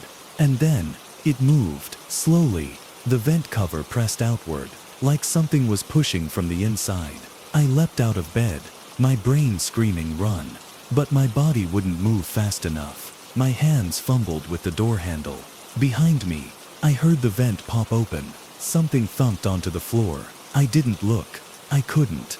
I ripped the door open, sprinted down the hall, barely able to hear over the sound of my own heartbeat. I grabbed the nearest thing I could find, a kitchen knife. Then I called 911. The dispatcher picked up, but before I could even explain, I heard footsteps coming down the hall. I gripped the knife so tight, my knuckles ached. The footsteps stopped just before the hallway opened into the kitchen. I didn't move, didn't breathe, waiting for something, anything to happen. Then, a creak, not from the floorboards, from above. I swallowed hard, forcing my eyes upward. The attic hatch, it was slightly ajar. A thin strip of blackness stared down at me from the ceiling. The air felt wrong, like something was still there, watching. My stomach twisted. There was no way. There was no way. Someone had just been in my hallway, only to climb back up into the attic that fast. But I had seen the vent move. I had heard something drop to the floor, and yet, the hallway was empty. My voice came out raw. Hello. Silence. Then, a soft scrape from above. I flinched. then forced my shaking hands to lift my phone and dial 911. A few rings, then a voice. 911, what's your emergency? I sucked in a breath. Someone is in my house. I think they're in the attic. The dispatcher's voice stayed calm, but I could hear the urgency behind it. Are you in a safe location? I shook my head, even though she couldn't see me. I don't know. I don't think so. Stay on the line. Officers are on the way. Can you get outside?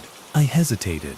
If I ran, would I hear them move? Would I know for sure that they were up there?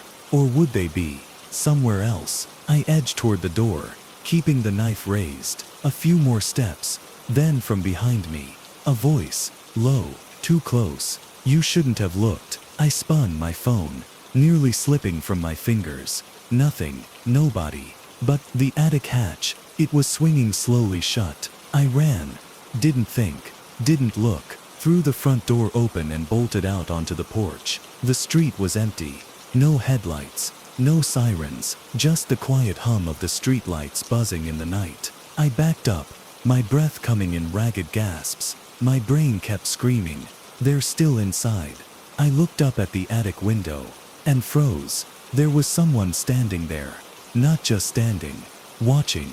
A dark silhouette behind the glass. Motionless, expressionless, like it had always been there.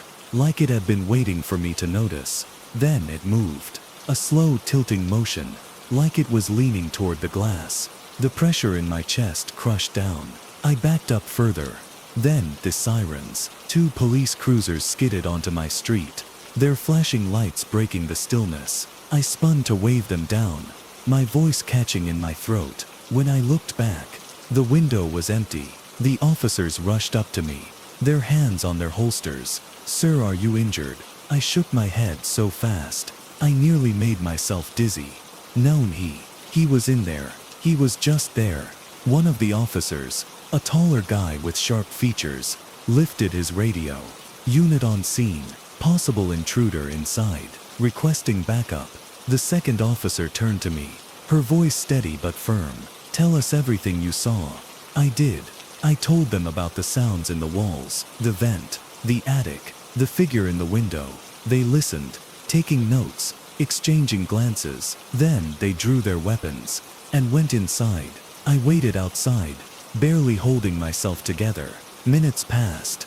Then, a shout. The officers stormed up the stairs. I could hear the thud of boots above me, the crackle of their radios. Then, silence. Too long, too quiet. Then the officer's voice came back over the radio. We found something. The words sent a chill through me. They had found something. I stood frozen on the sidewalk, my breath fogging in the cold air, waiting for them to come back out. The seconds stretched. Then, minutes. Then, the front door creaked open. The taller officer stepped out first. His face was tight, not scared, but serious, like he was processing something he didn't expect to see. The second officer followed, motioning for me to step forward. You're going to want to see this. I hesitated, then forced my legs to move. The officers led me inside. Everything looked normal, the furniture untouched, the lights exactly as I'd left them, but something about the air felt wrong, like the walls were hiding something. The taller officer gestured toward the ceiling. We checked the attic. There's a crawl space between the insulation and the outer walls. Small, but someone could definitely fit. My stomach clenched. Did you find him? He glanced at the second officer, then back at me. No. I felt the floor drop from under me. He's gone. The officer nodded. But that's not the worst part. He turned and led me toward the hallway, to my bedroom. My heart was hammering before we even got there. I knew something was wrong. I felt it. The officer pointed at the ceiling vent. It was hanging open, not just open, unhinged, like someone had pushed through it in a hurry. And then, he gestured toward my bed. I didn't want to look. I knew what was coming, but I had to. There, just under the frame, a knife, long, rusted, with something scratched into the handle. The officer crouched and turned it so I could see, watching. I stepped back. The walls felt like they were closing in. How long? My voice barely worked. The second officer shifted uncomfortably, judging by the dust pattern and the way the insulation was compressed. "We think months, maybe longer." Months. That thing had been living inside my walls for months, watching me, waiting. The taller officer cleared his throat. "We also found something else." He led me back toward the kitchen, to the basement door, the one I never used. The second officer stepped ahead and pulled it open. The smell hit me instantly, rot, like something wet and sour had been festering down there. The officers aimed their flashlights into the dark. I saw a mattress first, filthy, covered in stains. Then, a pile of food wrappers. And beyond that, a notebook. The officer picked it up with a gloved hand, flipping through the pages, his jaw clenched. Then, without a word, he turned it so I could see, page after page, filled with dates. And beneath each date, a note sat in the vent. He didn't notice. He keeps his phone on the left side of the bed. He sleepwalks sometimes. I like when he does that. And then, near the end, one that made my skin crawl. "Tomorrow, 3:12 a.m. It's time." I staggered back. 3:12. The exact time the alarm went off. The exact time I got that text. I felt like I was going to be sick. The officer shut the notebook and gave me a hard look. "You're staying somewhere else tonight." I didn't argue. I packed a bag and left that night. I never went back. A few days later, the police told me they never found him. No fingerprints, no name, just that notebook and the knife under my bed. I moved across the country after that. Started over. New city, new home. This time I don't ignore the sounds in the walls. I check my locks twice, and I never leave my bedroom door open at night, because sometimes they're already inside. The first time I heard it, I thought I was imagining things. A faint tap, tap tap somewhere in the house. I froze on the couch, my breath catching in my throat. Then silence, nothing but the hum of the refrigerator, and the ticking of the clock above the fireplace. I swallowed hard, probably the pipes, or the house settling. I forced myself to relax, adjusting the blanket around me. The living room was dimly lit by the glow of the TV, flickering through a paused episode of some show I wasn't really paying attention to. Outside, the wind howled against the windows. It was late, too late, and I was completely alone. I lived in a quiet neighborhood, a safe neighborhood, but that night, it didn't feel safe. The house felt off, like I wasn't as alone as I thought. The feeling had started earlier that evening. At first it was small things. The way the back door seemed slightly ajar, when I was sure I had locked it. The way the air felt stifling in certain rooms, like someone had just been there. The way the lights flickered, even though there was no storm outside.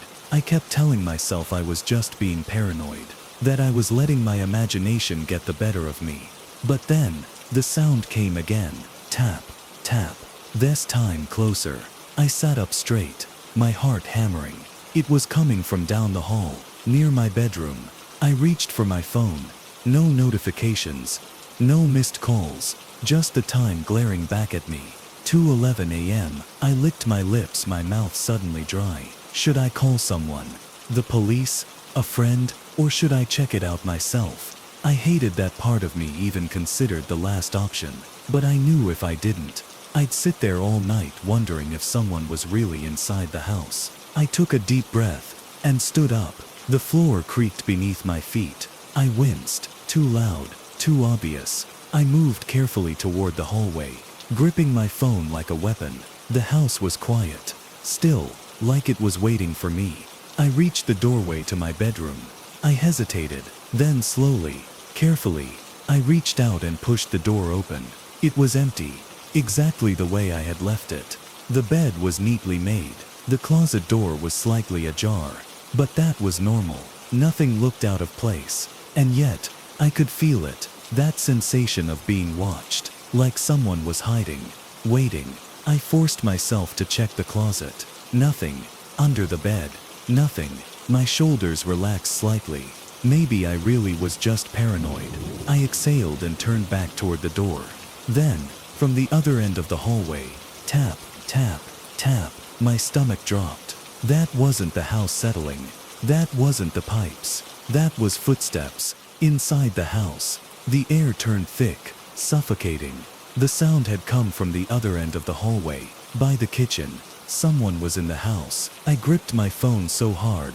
My knuckles ached. My breath came fast and shallow, and my legs felt rooted to the floor. I wanted to run. I wanted to hide. But I couldn't move. Not yet. Not until I knew where they were. The hallway stretched in front of me like a tunnel. Dark, narrow, too many blind spots. I knew if I stepped forward, I was leaving myself exposed. But I had no choice. If I ran for the front door and they were already there, waiting, I didn't want to think about it. I had to be smart. I had to listen. For a long moment, the house was silent. No more tapping. No more footsteps. Just the wind outside, and my own pulse hammering in my ears. Then, a whisper, low, muffled, like someone talking to themselves. I felt a wave of nausea roll through me. I wasn't imagining this. Someone was really there. And they weren't just standing still. They were talking, muttering something too soft for me to hear.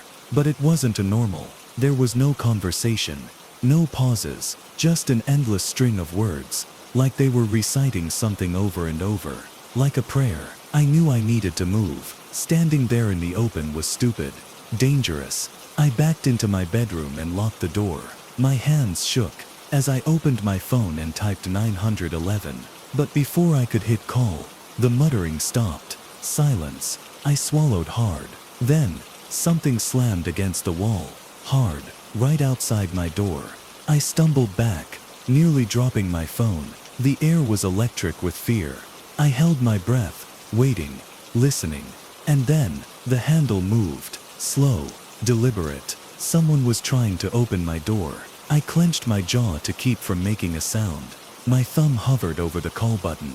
Then, a voice, low, cold, but clear. "I know you're in there." A whimper caught in my throat. I was not alone. And this person, whoever they weren't here to rob me. They were here for me. The doorknob rattled, hard, like they were testing it. Like they were trying to figure out how much force it would take to break in. I pressed myself against the far wall, my lungs tight, my fingers trembling over my phone screen. Call 911.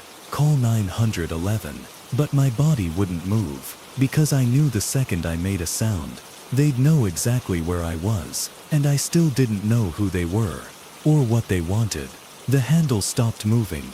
Silence. Were they still there? I strained my ears, trying to listen beyond the pounding of my own heartbeat. Then a soft scrape, something metal, against the wood of my door. A knife. I clamped a hand over my mouth. They were trying to pry it open. I couldn't wait anymore. I had to call for help.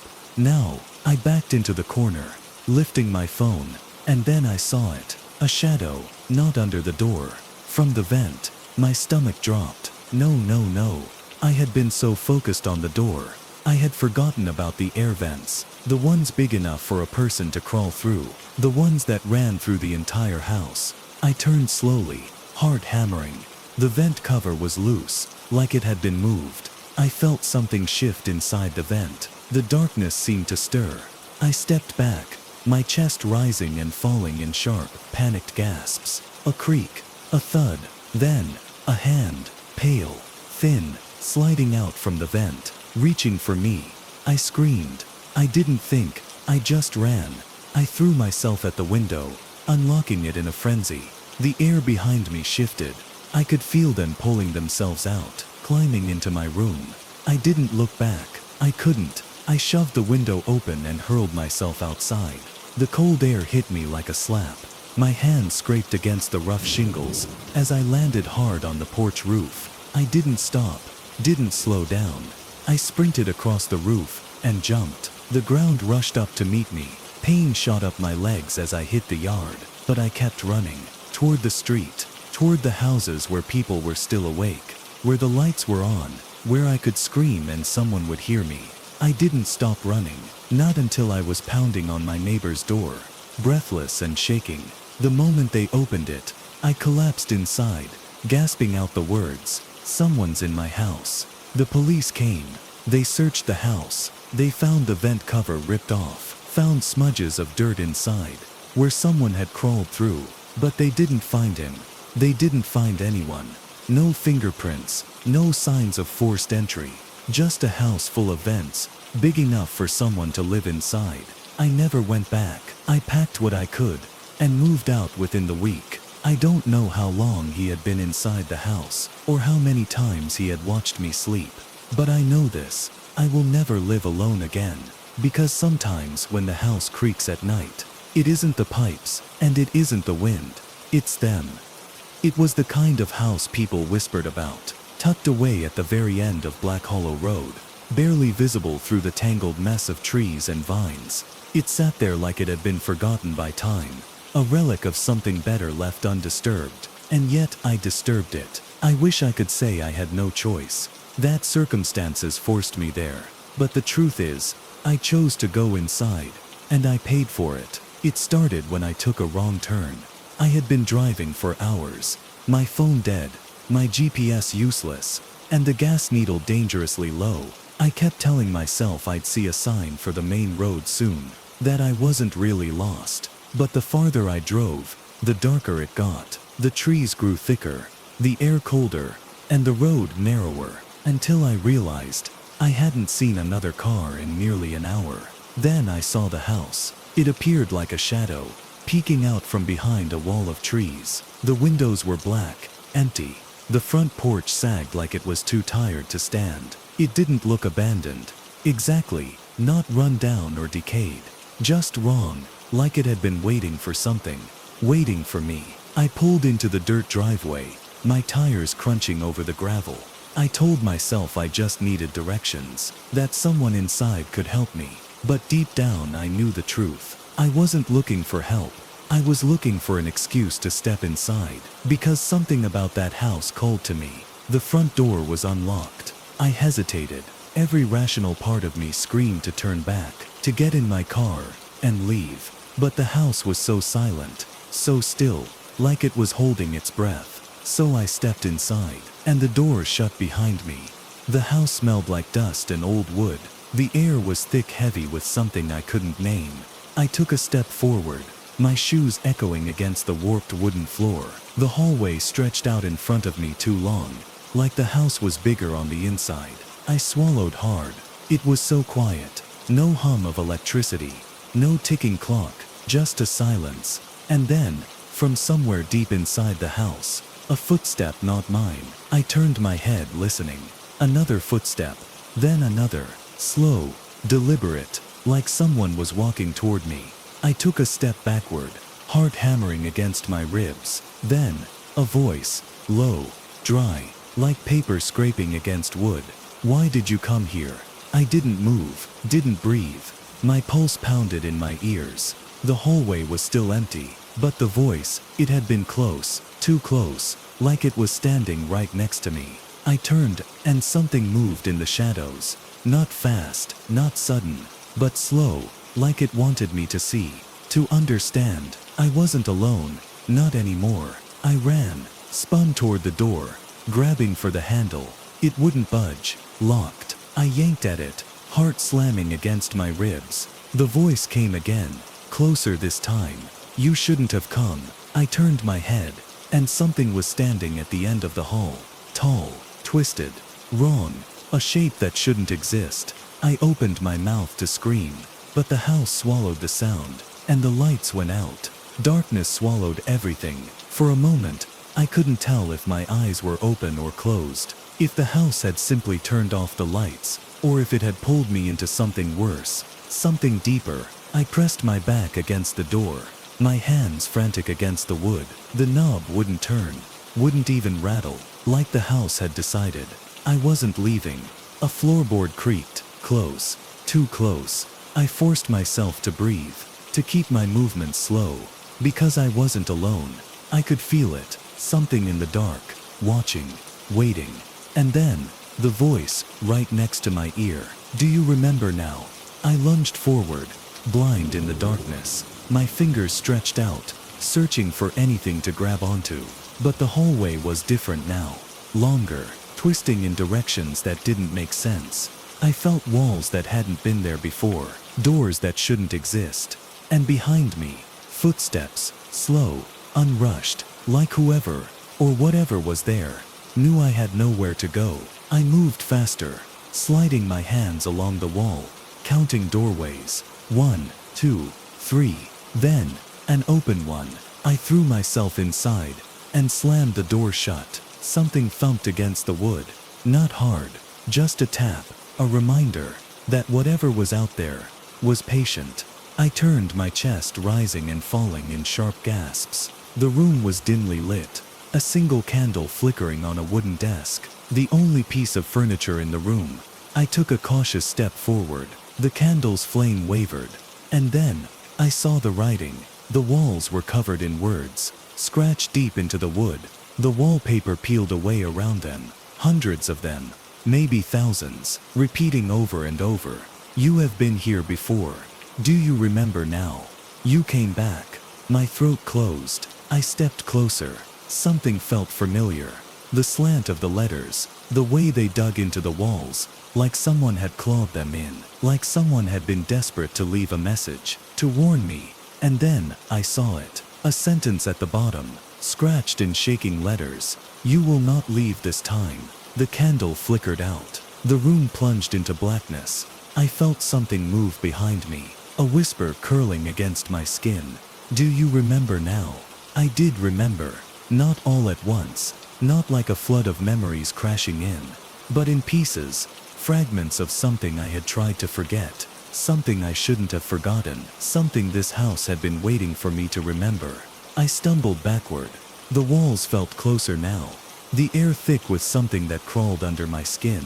A whisper slithered through the dark. You will not leave this time. A hand brushed my shoulder, fingers cold as stone. I spun, lunging for the door, but the walls shifted. The room stretched. The door was farther away now, and in the darkness, footsteps closer, faster. I ran. I didn't think, just moved. Down a hallway that shouldn't exist, through a doorway that hadn't been there before. The house was changing, and I wasn't sure if it was to trap me, or to help me. Then I saw it. A staircase, not the one I had come in from, but an older one, wood rotting, steps uneven, leading down, a place I didn't want to go, a place I knew I had been before. A voice whispered from behind me, go, and suddenly, the choice wasn't mine. Something pushed me forward. I tumbled down the steps, hitting the ground hard.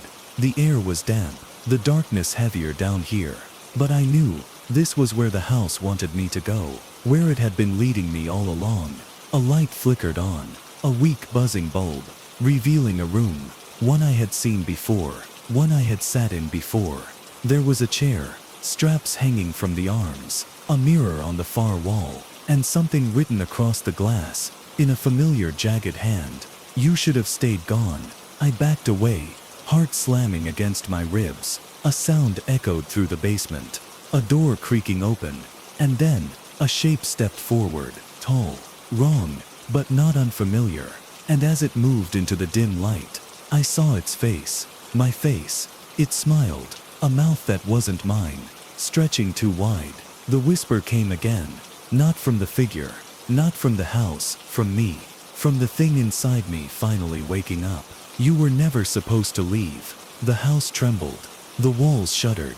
I felt it pulling me down, sinking me into a place I had escaped from once before. I had left something behind in this house, and now it wanted me back. But I wouldn't stay. Not this time.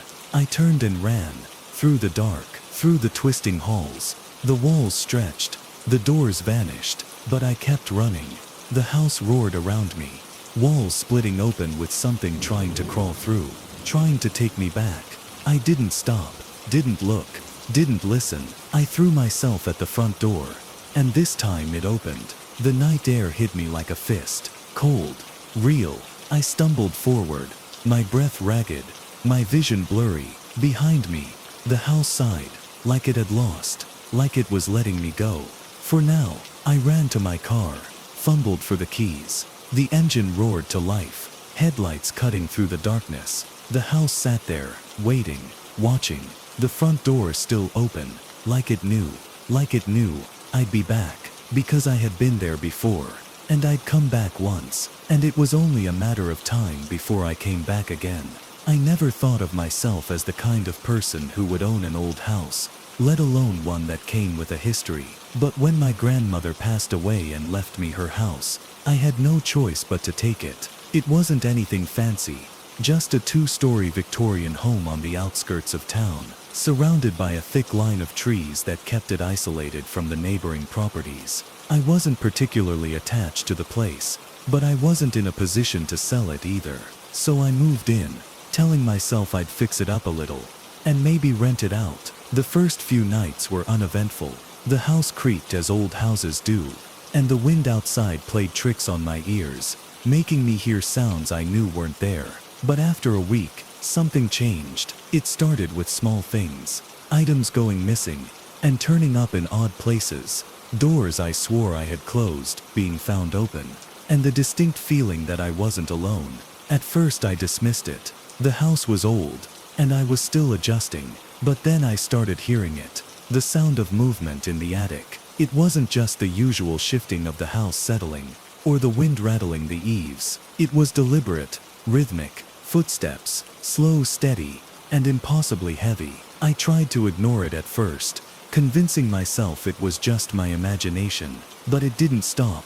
Every night, at around 2 a.m., I would wake up to the sound of those deliberate steps above my bedroom. It didn't matter if I stayed up to listen for them. They would always come. And then, one night, something changed. I had just climbed into bed, exhausted from a long day of patching up the place, when I heard it again. The sound of footsteps in the attic. But this time, they weren't moving randomly. They were pacing, back and forth, back and forth. A chill ran through me. I reached for my phone, debating whether to call the police. But what would I even say? That my house was creaking in a way that made me nervous. That I thought I heard footsteps. They'd tell me what I already knew. That old houses make noise. But deep down I knew. This wasn't just the house settling. Then, just as I was trying to convince myself to let it go, something happened that I couldn't ignore. The pacing stopped, and then I heard the attic hatch creak. I froze, my heart hammering so hard I could hear it in my ears. The attic hatch was in the hallway, right outside my bedroom, and I knew for a fact that I had shut it tight. A single soft thud followed. It took me a second to realize what it was. A footstep, not above me, but in the hallway. Someone or something had come down. I grabbed the baseball bat I kept beside my bed and forced myself to move. My legs felt like they were made of lead as I crept toward the bedroom door. Every instinct told me not to open it, but I had to know. I turned the handle slowly, just enough to peek through the crack. The hallway was dark, empty, but the attic hatch was open. The pull-down ladder was still extended, and at the base of it on the floor, there were footprints. Not dust, not dirt, but wet, smeared footprints, like someone had climbed down with damp bare feet. A shiver raced down my spine. The air smelled wrong, damp and stagnant, like old wood left in the rain for too long.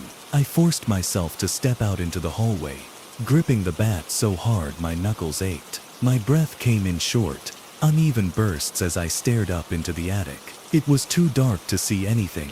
I swallowed hard and reached for the attic ladder, intending to push it back up and slam the hatch shut. But just as I lifted my arm, something moved in the attic. A shape, a dark, shifting mass that slithered out of sight. I didn't hesitate. I bolted back into my bedroom, slammed the door shut, and locked it. My hands were shaking so badly, I could barely hold my phone as I dialed 911. The operator answered, her voice calm and professional. 911, what's your emergency? I opened my mouth to speak, but before I could say anything, I heard something else, a whisper, low, raspy, right outside my door. It was a voice I had never heard before, and it said just 2 words, not yet. I didn't realize I had stopped breathing until my lungs burned, my entire body frozen in place. The whisper, low, raspy, deliberate, was right outside my bedroom door. Not yet. The words crawled under my skin, into my bones. I gripped the baseball bat tighter, my hand slick with sweat. The phone was still in my other hand. The 911 operator's voice, distant, asking if I needed assistance, but I couldn't move, couldn't answer, because something was on the other side of the door. Then tap, tap, tap, a single fingernail, or maybe something sharper, dragged slowly down the wood. I swallowed the terror rising in my throat, and finally forced myself to speak. My voice came out hoarse, almost broken. As someone is in my house, I whispered into the phone. The operator's voice sharpened. Are you in a safe place? No, absolutely not. I turned my back to the door, inching toward the window. My only thought was escape. I wasn't going to sit in here, waiting for whatever was in the hallway to come inside. But then, the doorknob twisted. I barely held back a scream. The lock held, but it wouldn't hold forever. I heard something shift, like a deep amused exhale. And then, silence. The whispering stopped. The tapping stopped. I didn't trust it. I forced my shaking hands to lock my phone screen and shove it into my pocket. Then I gripped the bat with both hands, took a deep breath, and opened the window. The old frame groaned as I pushed it up. The night air rushing in, cool and thick with the scent of damp earth. I looked down. It wasn't too far of a drop. If I angled myself right, I could land in the bushes. But before I could climb out, something slammed against the bedroom door. I flinched back, my breath catching in my throat. The door shook under the weight of the impact. Not like someone was knocking, not even like they were trying to break it down. It was as if something had thrown itself against it, full force. I didn't wait to see what would happen next. I climbed onto the windowsill and threw myself out. The cold night air swallowed me as I hit the bushes, branches scraping my arms, my knees slamming into the dirt. I scrambled to my feet, ignoring the pain, and bolted. My car was parked in the driveway. The keys were in my pocket. Just as I reached for them, something caught my eye. The attic window. My heart stopped. Something was up there. A figure, tall, wrong, twisted in the shadows, pressed against the glass, watching me. I fumbled with my keys, my fingers clumsy and trembling. Behind me, I heard a noise, something moving, fast inside the house. I yanked the car door open, threw myself inside, and locked it just as I saw the front door slowly creaking open. I turned the key in the ignition. The engine stalled. No, no, no, no. I tried again. The engine roared to life.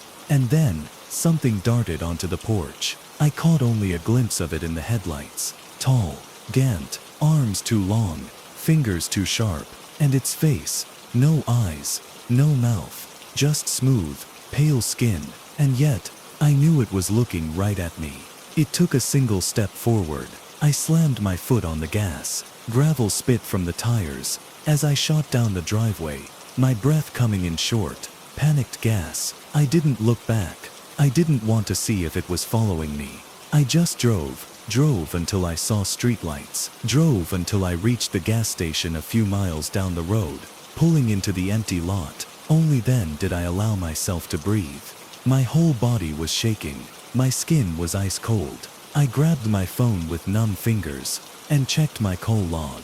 The 911 call was still active. I raised the phone to my ear, but there was no operator on the other end. Just silence. And then, a whisper, soft, close. Not yet. The whisper sent ice through my veins. Not yet. I nearly dropped my phone. The gas station's fluorescent lights buzzed overhead, casting a sickly glow across the empty lot. The place was deserted. No customers, no attendant in sight. I could hear the distant hum of the highway. But beyond that, nothing. And yet, something felt wrong. My breath came in short, shallow gasps as I stared at my phone. The call was still active, but no operator, no static, just that voice. I ended the call. Silence. For a long moment, I just sat there gripping the steering wheel, trying to force my pulse to slow down. My brain was still struggling to make sense of what had happened. Something had been in my attic. It had come down. It had spoken to me, and now it had followed me. I turned off my headlights, scanning the dark road behind me. No movement, no sign of anything. But I knew better than to trust what my eyes could see. I needed help. I opened my phone again and dialed 911. This time it rang. A click. 911. What's your emergency? The woman's voice was crisp, professional. I exhaled a shaking breath. There's someone in my house. Or, there was someone. I don't know what's happening. I stopped myself. How the hell was I supposed to explain what I had seen? The operator waited. Are you in a safe location? I swallowed hard. I think so. I left the house. I'm at a gas station off Route 7. There was a brief pause. Then, sir, we've already dispatched officers to your address. My stomach twisted. What do you mean already? I just called. Another pause. Sir, we received a call from your number approximately 15 minutes ago. You reported an intruder. Officers are en route. I felt my skin prickle. I did. My voice caught in my throat. I didn't make that call. Silence. Then the operator spoke, slower this time. Sir, do you still have eyes on your phone? I pulled it away from my ear and looked at the screen, and then my blood ran cold. There was an outgoing call in my recent history, time-stamped 15 minutes ago. My number, dialing 911. I hadn't made that call, but something had. I gripped the phone tighter. Can you see where the call came from? More silence. Then the operator's voice returned. Yes, sir. It was made from inside your house. I didn't respond. I couldn't, because something was watching me. I could feel it. My skin crawled with the sensation of being seen, being studied. Slowly, I turned my head, and there, across the empty parking lot, standing just at the edge of the darkness, a figure, tall, motionless. Its limbs were too long, its head tilted at an unnatural angle. The gas station light barely touched it, keeping its features hidden in the shadows. But I knew it was the same thing I had seen in my attic. It had followed me, and it had called the police. I threw my car into reverse, tires screeching as I spun out of the lot. The figure didn't move. It just watched. I didn't look back. I sped toward the nearest town, my heart hammering against my ribs. The police arrived at my house minutes later. They found the attic hatch open, footprints, wet, smeared ones, leading from the attic to my bedroom door. But no sign of an intruder, no sign of anything at all. And then, one of the officers checked the security cameras. There was footage. At exactly 3:12 a.m., the attic hatch had opened. A figure had climbed down, tall, gaunt, barefoot. It had stood in the hallway, faceless, motionless, watching my bedroom door for exactly 6 minutes and 42 seconds. Then, it turned, walked down the stairs, and disappeared. Not through the front door, not through the windows, just gone, like it had never been there. But I knew better. I still know better, because every night, at exactly 3:12 a.m., I wake up, and I know something is watching me, even when I can't see it, even when I know the doors are locked. I know it's there, and it's waiting for the moment when it no longer has to whisper, when it no longer has to watch, when it decides that it's finally time. I grew up camping, so the woods had always felt like a second home to me. In my early 20s, I often volunteered to help lead weekend trips for our local outdoor youth club. My younger sister Ellie had been part of the group for several years, and after tagging along enough times, I eventually became a chaperone. I loved being out there, breathing fresh air beneath open skies. But there was one trip I'll never forget, no matter how much I wish I could. It happened in early October, when the autumn air had just begun to bite, and the leaves crunched beneath our feet. Our trip was planned along a secluded stretch of the Shenandoah River in Virginia, a beautiful wild region known for steep hills, dense forests, and winding waters that mirrored the fading sunset in shades of burnt orange and gold. My co-leader for the journey was Liam, a laid-back, experienced outdoorsman, just a couple years older than me. Liam had always preferred simplicity on these outings. No elaborate tent or heavy gear, just a hammock between two trees and a tarp. Even when the nights dipped into near-freezing temperatures, we'd spent most of the day paddling downstream, our canoes gliding quietly along, and set up camp on a wide gravel bar. By late afternoon, it was picturesque, the river flowing gently by, the forest standing tall around us, shadows lengthening as the sun dipped below the horizon.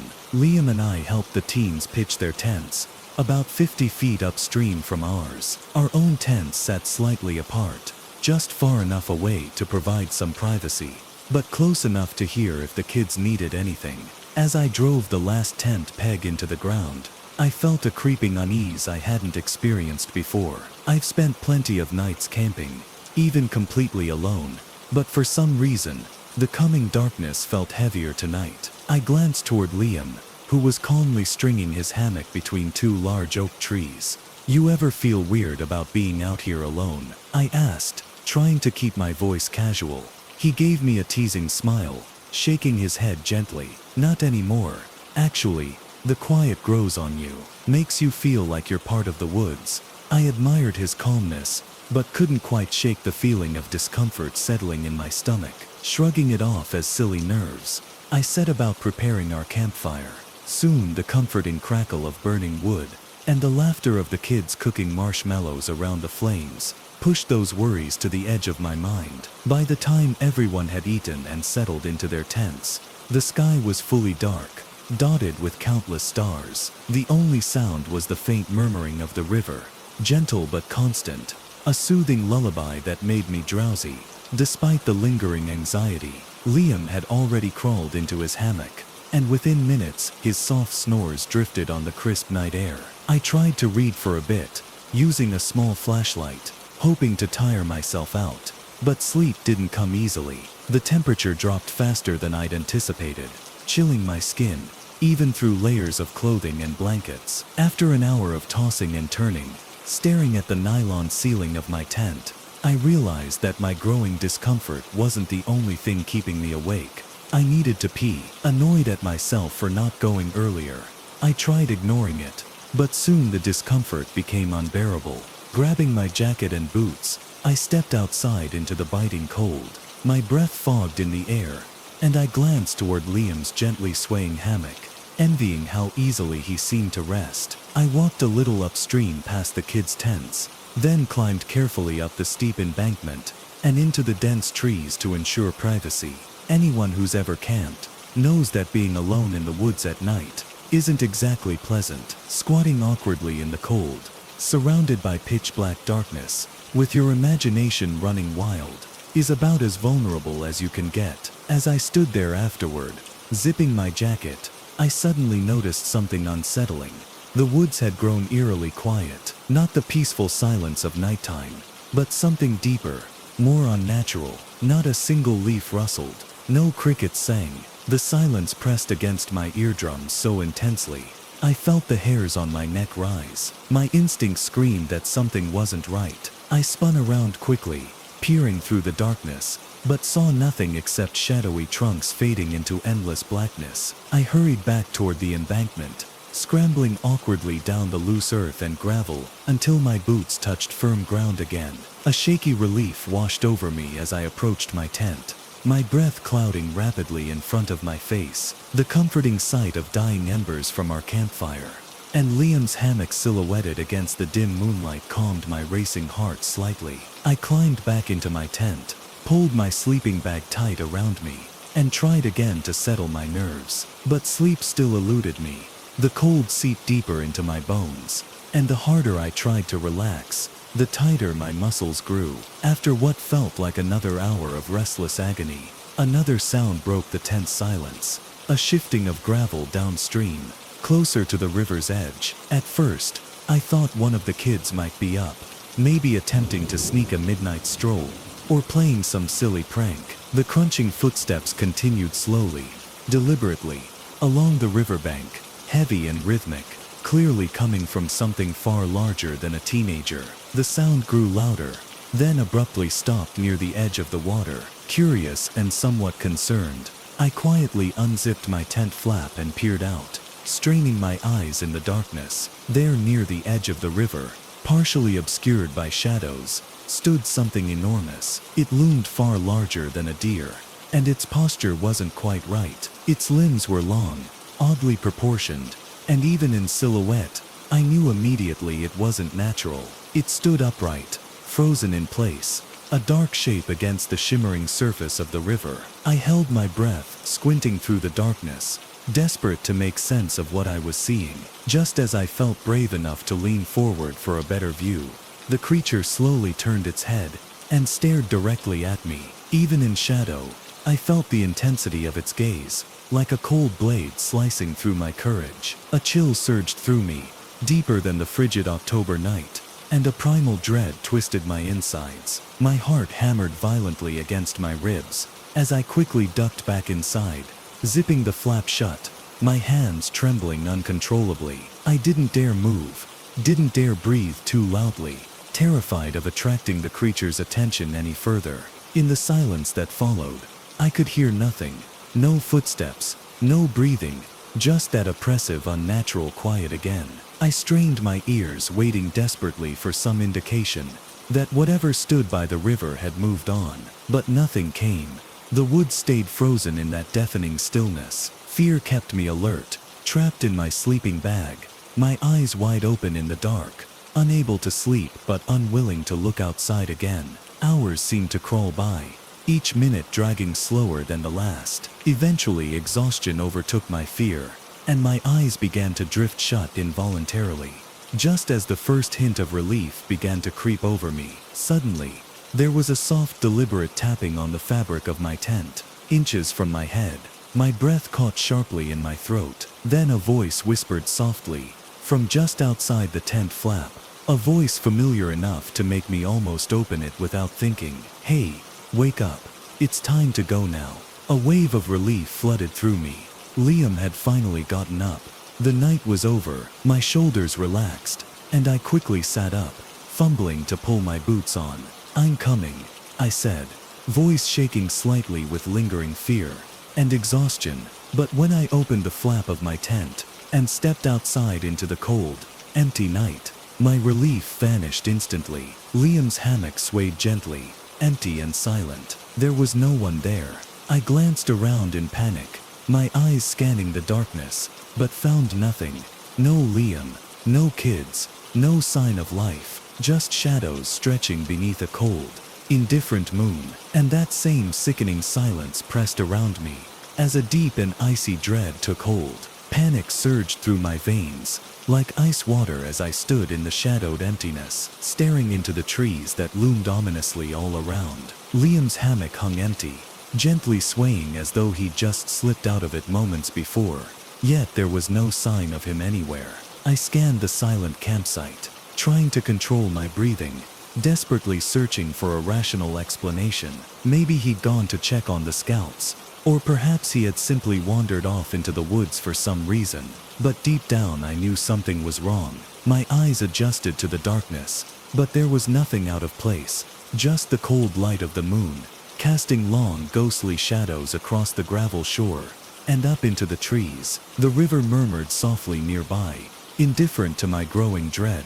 Every instinct in my body screamed to retreat back into the safety of my tent. But curiosity, or perhaps something darker, held me frozen in place. Then, from somewhere far off in the woods, came the faint sound of movement. At first, it was barely noticeable, like a soft rustling of leaves carried on the breeze. But slowly, steadily, it grew louder. Branches snapped with a force that betrayed something heavy, something large, moving deliberately through the underbrush. My pulse quickened as I strained my ears to pinpoint its direction, but it seemed to be coming from everywhere at once, echoing and distorting through the trees. In the panic of the moment, I called out softly, hoping against hope for a response. "Liam, is that you?" My voice felt pitifully small in the oppressive silence. The rustling abruptly ceased, and in its place rose a new, unsettling noise, slow, heavy breathing that resonated through the stillness,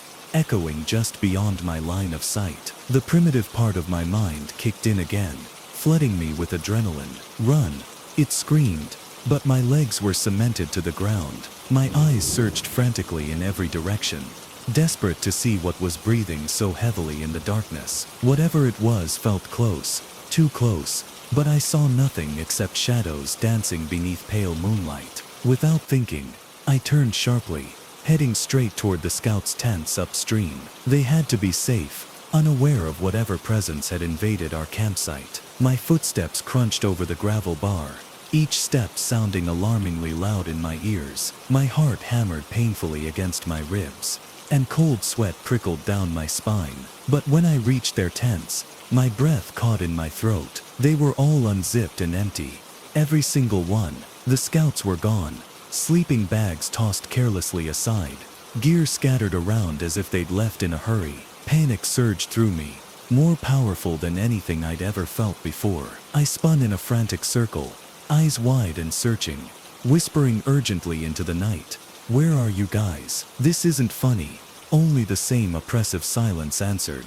Desperation drove me toward the embankment again. Stumbling blindly through the dark, I clawed my way upward, gripping roots and branches to steady myself, until I stood again at the edge of the thick woods. I squinted into the darkness, lungs burning with each gasping breath, heart drumming so loudly it seemed to fill the forest around me. From deep within the trees, barely visible in the dim moonlight filtering through the branches, came a flicker of movement. My chest tightened with fear, but curiosity and desperation pushed me forward a few hesitant steps. As my vision adjusted further, I saw it clearly. The scouts standing motionless among the trees, their backs to me facing deeper into the woods. My heart lurched with relief, then quickly plunged back into confusion. "Hey," I whispered, louder this time, trying to hide the quiver in my voice. "What are you all doing out here? It's freezing. Come back to camp." Not a single scout moved or responded. A chill settled deeper into my bones, and dread coiled tighter in my stomach. "Hey," I called louder, trying to steady my voice, but they remained perfectly still, head slightly tilted upward, gazing at something hidden deep in the forest. As I stepped closer, I saw their arms hanging limply at their sides, their posture eerily unnatural. "Guys, seriously." My voice was cut short when I finally noticed Liam, standing in the center of the group. His body was rigid, tense, and he too stared blankly into the shadowy depths of the trees. "Liam, what are you doing? This isn't safe. Come back." He didn't respond. None of them did. A wave of cold dread swept through me, and I moved cautiously forward, reaching out to grab Liam's shoulder and shake him back to his senses. But as my hand hovered just inches away, the sound of breaking branches erupted loudly from somewhere directly ahead of them. Something massive moved through the shadows, hidden behind trees too thick for moonlight to penetrate. I froze again, my outstretched hand trembling uncontrollably as the unseen presence drew closer. Its heavy, lumbering footsteps shook the ground slightly beneath my feet, and my instincts screamed louder than ever to run, to flee. But fear rooted me firmly in place. I watched helplessly as the scouts began to shift, taking slow, stiff steps forward toward whatever hid in the darkness. "No," I hissed desperately. "Stop. Don't move." But they paid no attention, continuing their slow procession deeper into the trees, their figures swallowed gradually by the shadows. Liam was last, still rigidly silent, stepping forward like a sleepwalker into the awaiting darkness. My pulse pounded painfully in my ears as my muscles finally thawed, enough to allow movement. I rushed forward, grasping Liam's arm, yanking him backward with all the strength I had. "Wake up, please. Don't follow it." For an instant, Liam paused, and I felt a faint glimmer of hope. But then he slowly turned his head to face me, his expression vacant and lifeless. His eyes stared past me, glassy and empty, as though whatever made Liam who he was had vanished entirely. I stumbled backward, suddenly afraid of the person I trusted most on this trip. "Liam," I whispered, voice breaking, "please come back to camp with me." He tilted his head slightly, eyes locked blankly onto mine, before opening his mouth to speak. The voice that emerged was hollow, distorted, not entirely his own. "Come with us," it whispered, barely audible, chillingly devoid of emotion.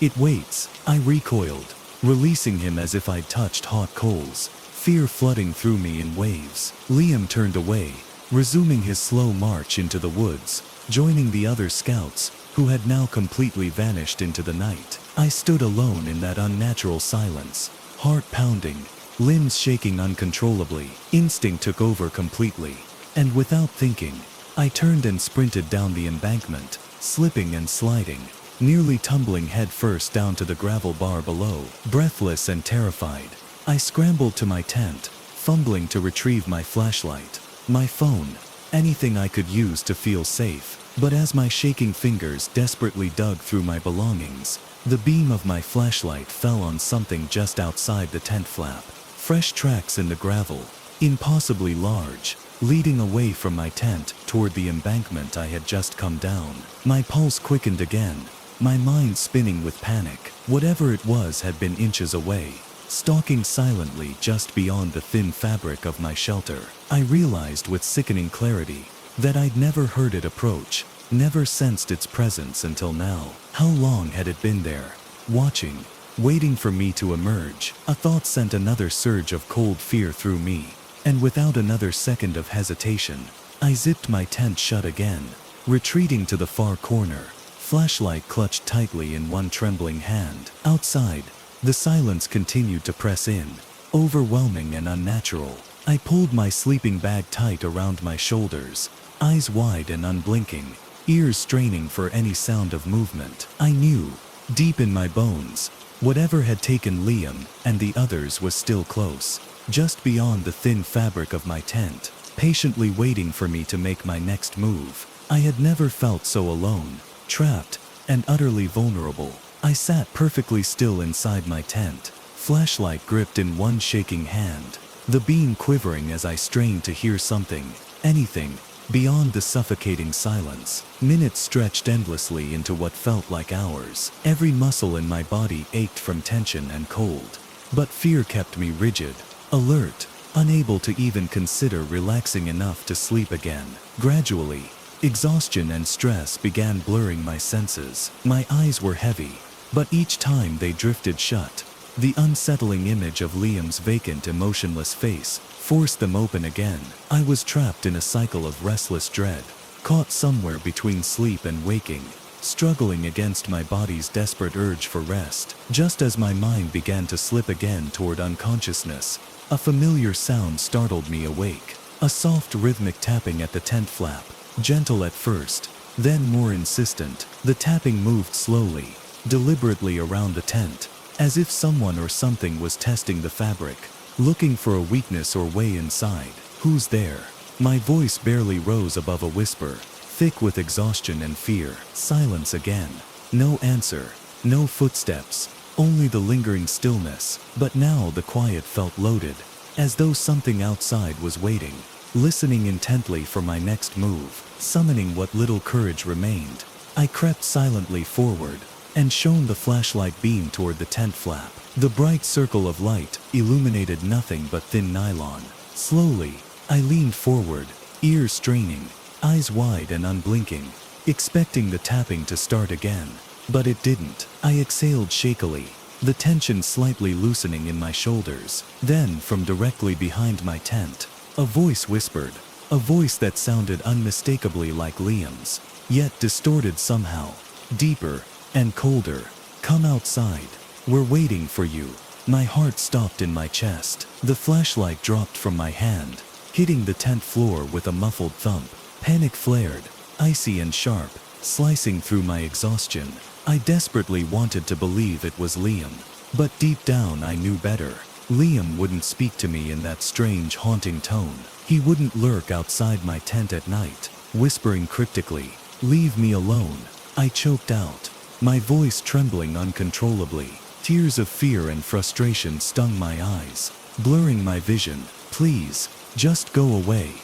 There was a long, terrible silence. Then came the chilling response, whispered directly against the thin nylon wall of my tent, inches from my ear.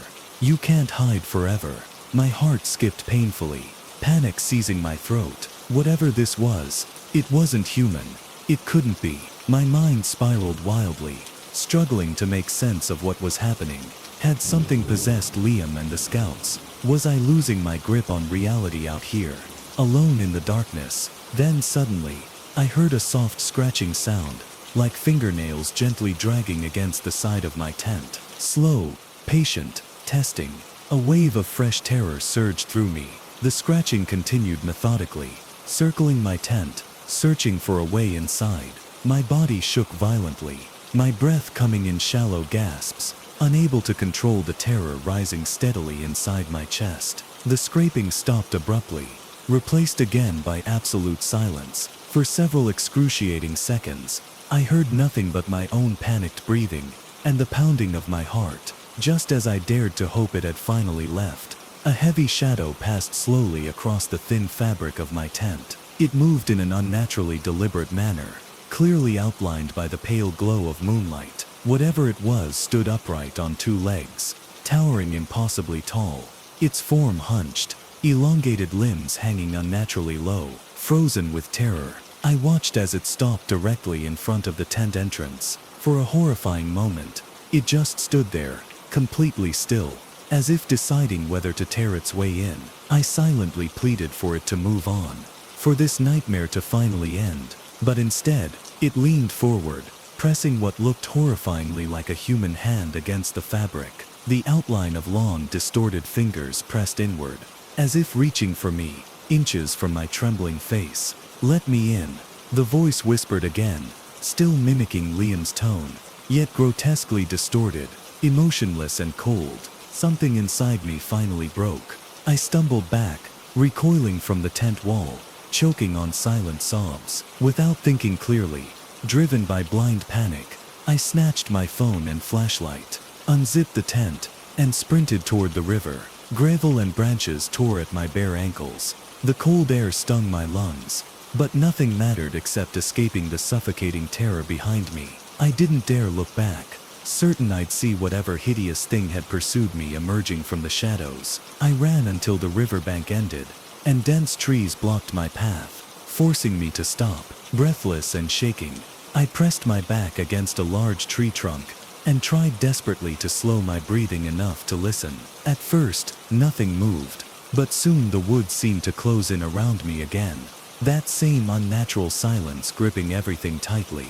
My breath fogged in short, panicked bursts, my heart thundering painfully against my ribs. Then, faintly, I heard movement again, this time from several directions at once. It felt as though I was being hunted, cornered by unseen predators closing in slowly, methodically. "Stop this!" I screamed desperately into the dark, turning in circles, flashlight swinging wildly through the trees. "Just leave us alone." But the only response was a sudden, bone-chilling laugh, a distorted echo of human laughter, hollow and emotionless, reverberating from the depths of the woods around me. I spun wildly, shining my flashlight into the darkness, revealing nothing but shadowy trees and dense foliage. Panic surged through me in unstoppable waves. I had nowhere left to run, no safe haven. "Please," I whispered to no one, "make this stop." In that instant, as if answering my plea, the forest fell silent again.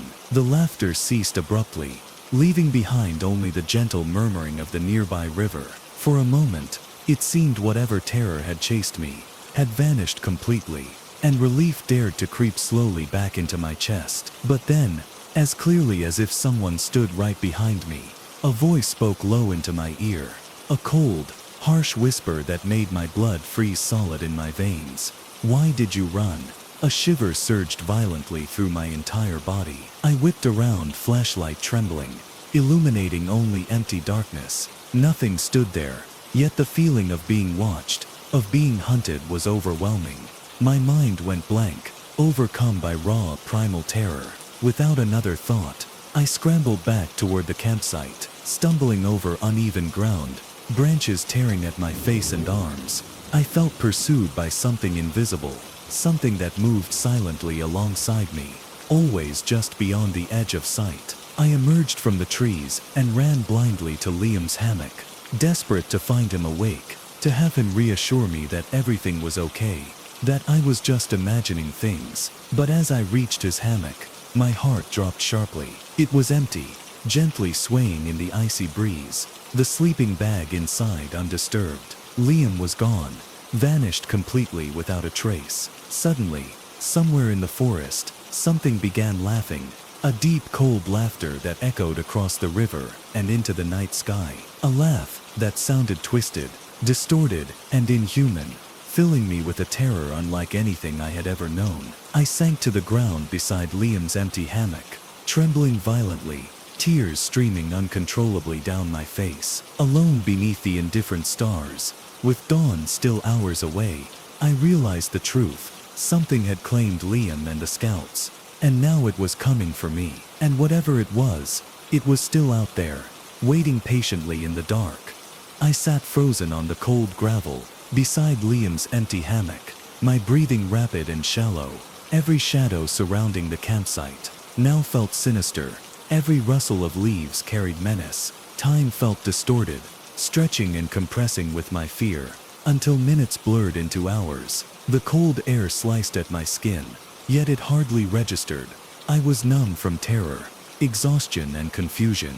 I had no idea how long I sat there, staring blankly into the darkness, until a faint glow began to seep slowly into the eastern sky. Dawn was approaching, bringing with it the tiniest shred of hope. Perhaps with daylight, the horror of the night would fade, and everything would return to normal. The laughter from the woods had stopped, replaced again by silence, but I dared not move, fearing that any slight noise might alert whatever presence still lurked out there. My body trembled uncontrollably as the faint twilight grew brighter, casting grayish hues across the riverbank and into the tree line. Gradually, courage seeped back into me with the daylight. My rational mind grasped desperately at explanations. Perhaps the scouts had wandered off in some prank. Perhaps Liam had gone to find them. And maybe my imagination had spun wildly out of control.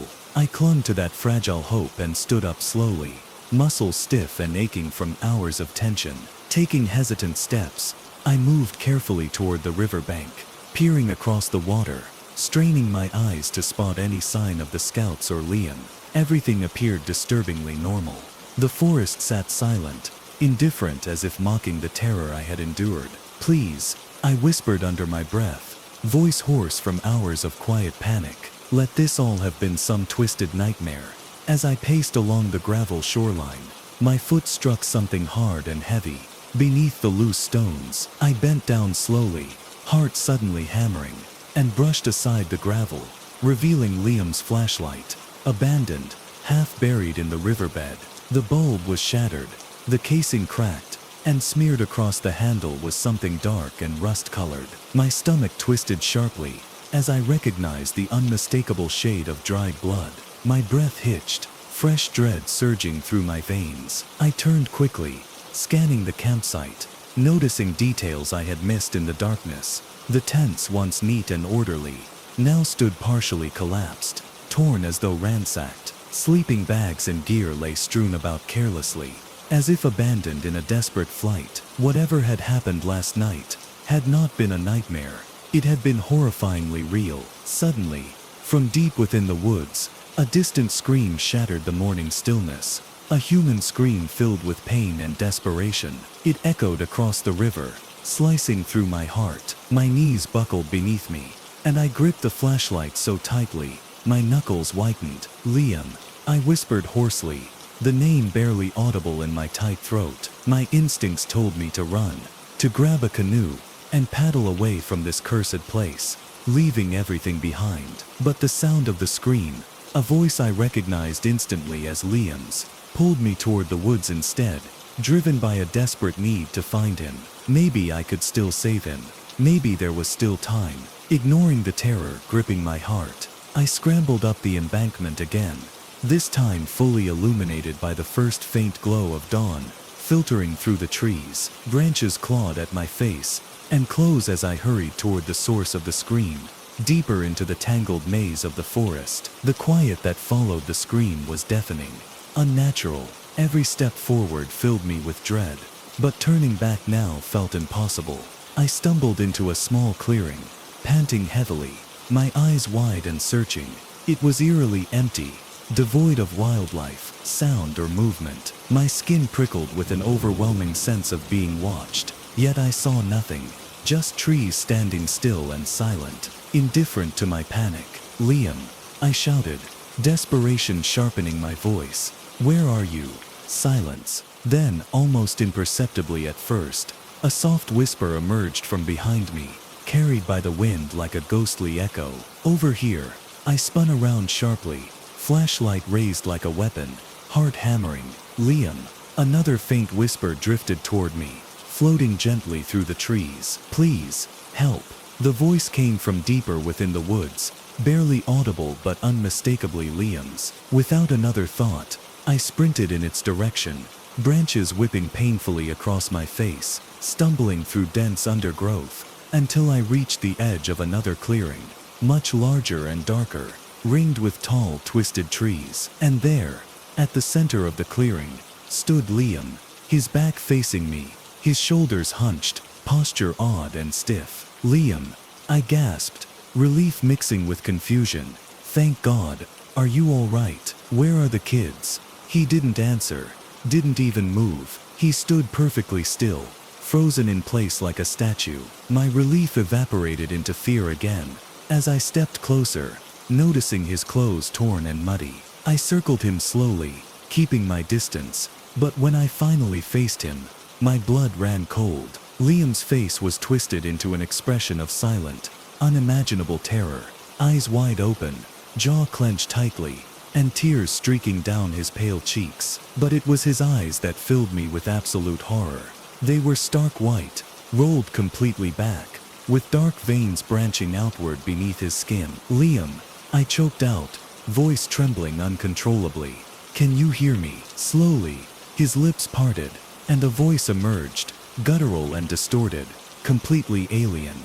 "You should not have come." The words echoed through my head, filling my mind with dread, as Liam's body suddenly convulsed, violently, twitching and jerking as if fighting some internal struggle. He stumbled forward, reaching desperately for me, hands grasping wildly.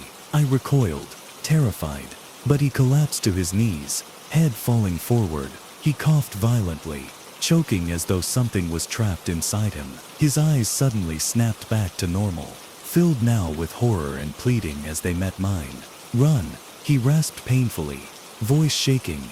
"Please run." Before I could react, Liam jerked violently, collapsing to the ground. Shadows began shifting rapidly at the edge of the clearing, slithering closer, twisting and merging into unnatural shapes that I couldn't fully comprehend. Dark figures emerged from between the trees, tall, emaciated forms with elongated limbs, silhouetted against the pale dawnlight. They moved in deliberate, unnatural ways, twitching erratically as they encircled the clearing, trapping me inside. Their eyes, cold and reflective like animals, gleamed hungrily in the half-light, each step they took accompanied by the sickening crunch of dead leaves and branches. "Liam," I whispered desperately, sinking to my knees beside him. But he was unconscious now, still and silent, breathing shallowly.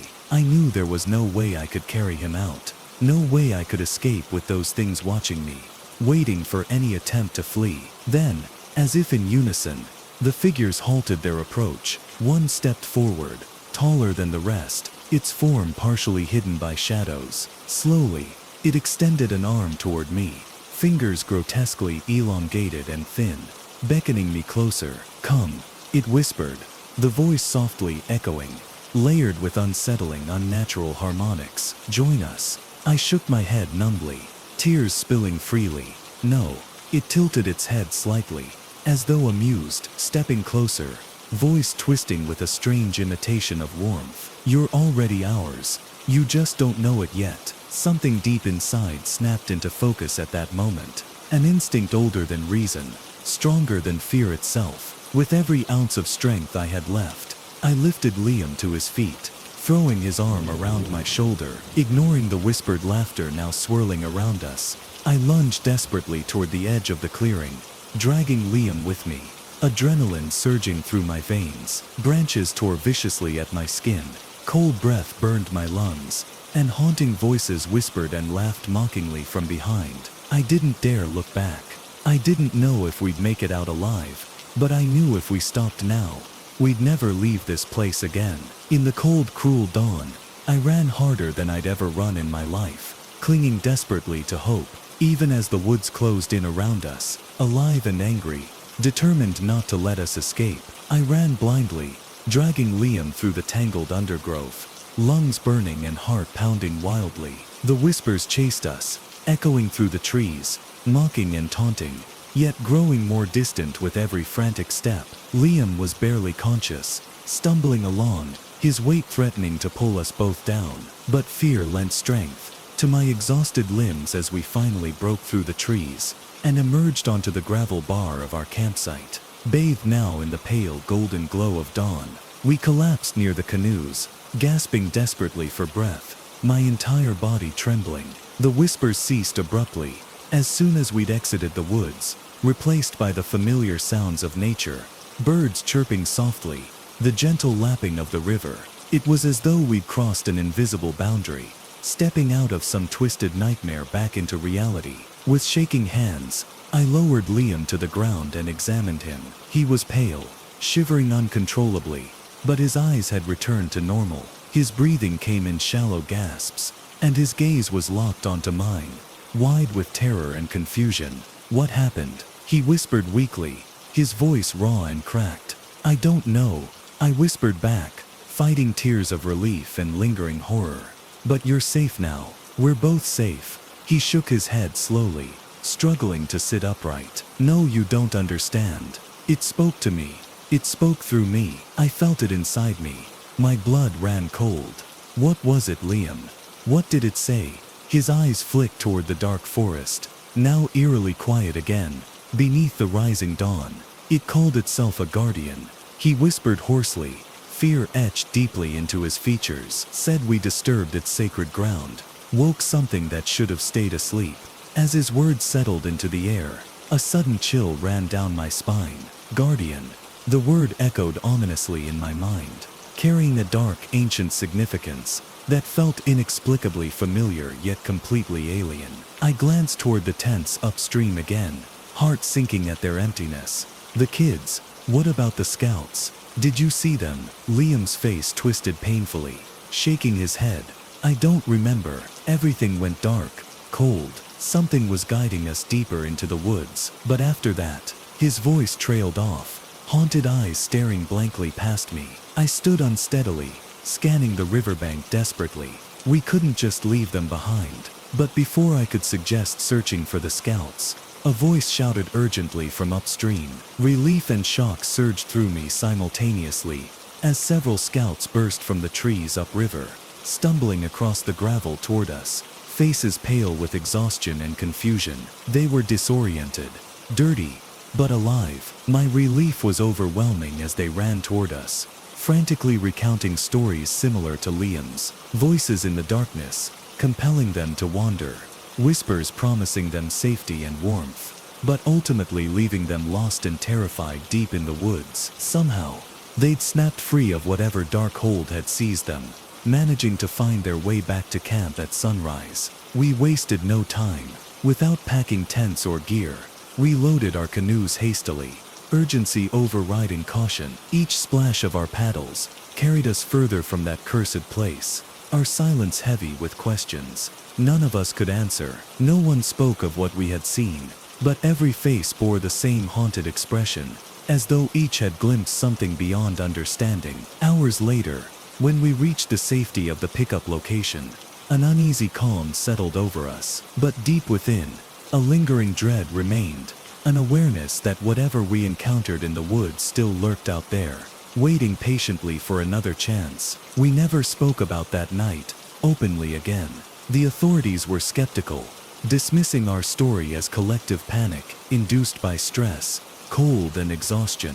The incident was quietly forgotten, fading away into whispers of myth and rumor within our community. Years passed, and I never returned to the Shenandoah River, avoiding any mention of that trip. But sometimes, late at night, when sleep eludes me, I can still hear the faint echo of laughter drifting on the edge of consciousness, cold and hollow. And I wonder, did we truly escape that night, Or did we merely delay the inevitable? Even now, a part of me remains trapped there, forever wandering through dark woods beneath watchful, inhuman eyes, waiting for the day when the voice calls again, beckoning me into shadows from which I may never return.